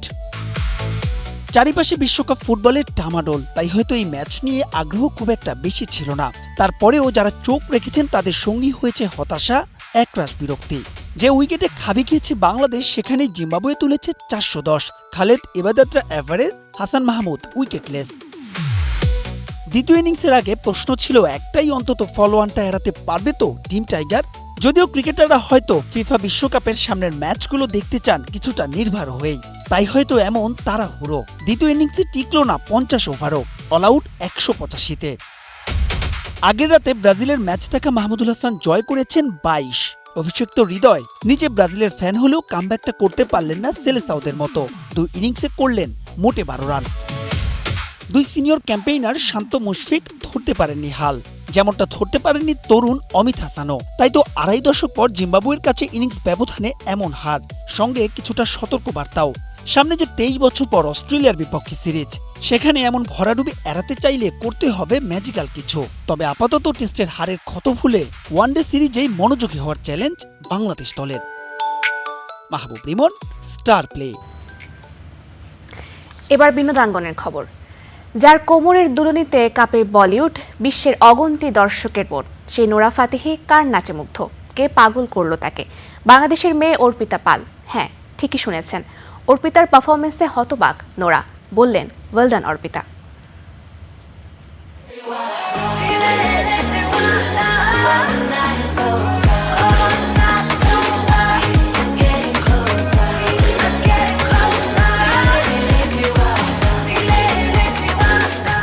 বর্তমানে জেনজি জেনারেশনের মাঝে ব্যালে, কন্টেম্পোরারি, হিপ হপ সহ আধুনিক ধারার নৃত্য বেশ জনপ্রিয় হয়ে উঠেছে। তবে জেনজির প্রতিনিধিত্বকারী নৃত্যশিল্পী অর্পিতা হাঁটছেন একটু ভিন্ন পথে। বাংলাদেশের সংস্কৃতির সাথে মিশে যাওয়া ভরতনাট্যমকে বর্তমান জেনারেশনের কাছে উপভোগ্য করে তুলতে এর সাথে আধুনিকতার ছোঁয়া দেওয়ার চেষ্টা করছেন। এই জেনারেশন কালচার থেকে অনেকটুকুই দূরে, যদি আমরা একদম স্ট্রেটলি বলতে চাই। তারা অ্যাকচুয়ালি কালচার বোঝে, কিন্তু তাদের কেন জানি না তাদের কাছে এটা বোরিং লাগে। সো আমার ইচ্ছা হচ্ছে তাদেরকে মডার্নাইজ ওয়েতে, যেভাবে আমাদের তরুণ সমাজ পছন্দ করে, ইটস আ ফান ওয়ে, এটাতে আমাদের কালচারটাকে প্রেজেন্ট করা, যাতে তারা ওই জিনিসটাকে অ্যাকসেপ্ট করে। কত্থক ও লোকজ নৃত্য কিংবা উপজাতি নৃত্য রয়েছে তার পারদর্শিতা। প্রাকৃতিক সৌন্দর্যের লীলাভূমি কক্সবাজারে জন্মগ্রহণ করায় ছোটবেলা থেকেই ভরতনাট্যমের পাশাপাশি রাখাইন নৃত্যে নিয়েছেন দীক্ষা। যেহেতু আমি কক্সবাজার থেকে বড় হয়েছি, কক্সবাজারের নিজস্ব ফর্ম যেটা রাখাইন ফর্ম, যেটা অ্যাকচুয়ালি ওভাবে রিকগনিশন পাইনি যেভাবে পাওয়ার কথা ছিল, আমার এটা নিয়ে কাজ করার খুব ইচ্ছা। দেন আমরা যখন এই পাশে আসি, সাঁওতালি আছে, দেন আমাদের মারমাদের কিছু একদম নিজের রুটের কিছু ফর্ম আছে, আমার এগুলো নিয়ে কাজ করার খুব ইচ্ছা। সম্প্রতি অর্পিতা আলোচনায় এসেছেন সঞ্জয় ও নোরা ফাতেহির সিরসির গানের সঙ্গে ভারতনাট্যম পারফর্ম করে। আধুনিকতার মিশেলে তার এই ভরতনাট্যম পরিবেশনা বেশ প্রশংসিত হয়েছে নেট দুনিয়ায়। এই পরিবেশনার পেছনের গল্প জানালেন অর্পিতা। আপনি মনে হয় ড্রেসটা দেখেছিলেন, যে পুরো হাতের মধ্যে যেই বাংলাদেশের বাঘ ছিল, আমাদের জাতীয় পতাকা ছিল, আমাদের জাতীয় পশু ছিল, আমাদের জাতীয় ফুল ছিল, ওইখানে গিয়ে ও যদি এত প্রাউডের সাথে আমাদের দেশকে যদি রিপ্রেজেন্ট করতে পারে, আমার মনে হচ্ছে এই জায়গা থেকে অ্যাকচুয়ালি আমাদেরও দায়িত্ব হয় যে তাকে অ্যাকচুয়ালি ওই সম্মানটুকু দেওয়া বা সেলিব্রেট করা, যে সে যদি পারে তাহলে আমরা কেন না। ট্রিবিউট করা এই নৃত্যটির মাধ্যমে প্রমাণ মেলে এই শিল্পী ভিন্ন কিছু করে দেখানোর চেষ্টা করছেন। আর প্রথম চেষ্টাতে সফলতা অর্জন করেছেন অর্পিতা। সিরসির গানে তার ভরতনাট্যম পরিবেশনার প্রশংসা করেছেন খোদ সঞ্জয় ও বলিউড অভিনেত্রী নোরা ফাতেহি, যা তাকে ব্যাপক অনুপ্রেরণা যোগাচ্ছে। আমরা অ্যাকচুয়ালি কোনো কিছু ভাবি নাই যে ও অ্যাকচুয়ালি আমাদের ভিডিওটাকে অ্যাকচুয়ালি এত ভালোবাসা দেবে, বা নোরা ফাতেহি ম্যাম যে আমাদের ভিডিওটাকে এত ভালোবাসা দেবে, এটা আমাদের কখনোই প্ল্যানে ছিল না। জাতীয় পর্যায়ে নিজেকে প্রমাণ করে অর্পিতার লক্ষ্য এখন আন্তর্জাতিক পর্যায়ে নিজেকে নিয়ে যাওয়া। নিজের শিল্পী সত্তাকে বিশ্বব্যাপী ছড়িয়ে দেওয়ার পাশাপাশি বিশ্ব মঞ্চে নিয়ে যেতে চান দেশের সংস্কৃতি ও ঐতিহ্যকে। চুল কালো, আখি কালো, কাজল কালো, আরো আনাস ইমরান, স্টার এন্টারটেইনমেন্ট। কালো কি বলতে কি কেউ পারো। দর্শক, ঘড়ির কাঁটা বলছে গুড মর্নিং বাংলাদেশের আজকের আয়োজনের একদম শেষ পর্যায়ে এসে গেছে আমরা। আজকের পুরো আয়োজন জুড়ে আপনাদের সঙ্গে ছিলাম আমি আমিরুল ইসলাম আলিফ, আমি ফারিহা সাজনীন এবং আমি আব্দুর রউফ। আগামীকাল ঠিক সকাল 7টায় গুড মর্নিং বাংলাদেশ দেখার আমন্ত্রণ রইল।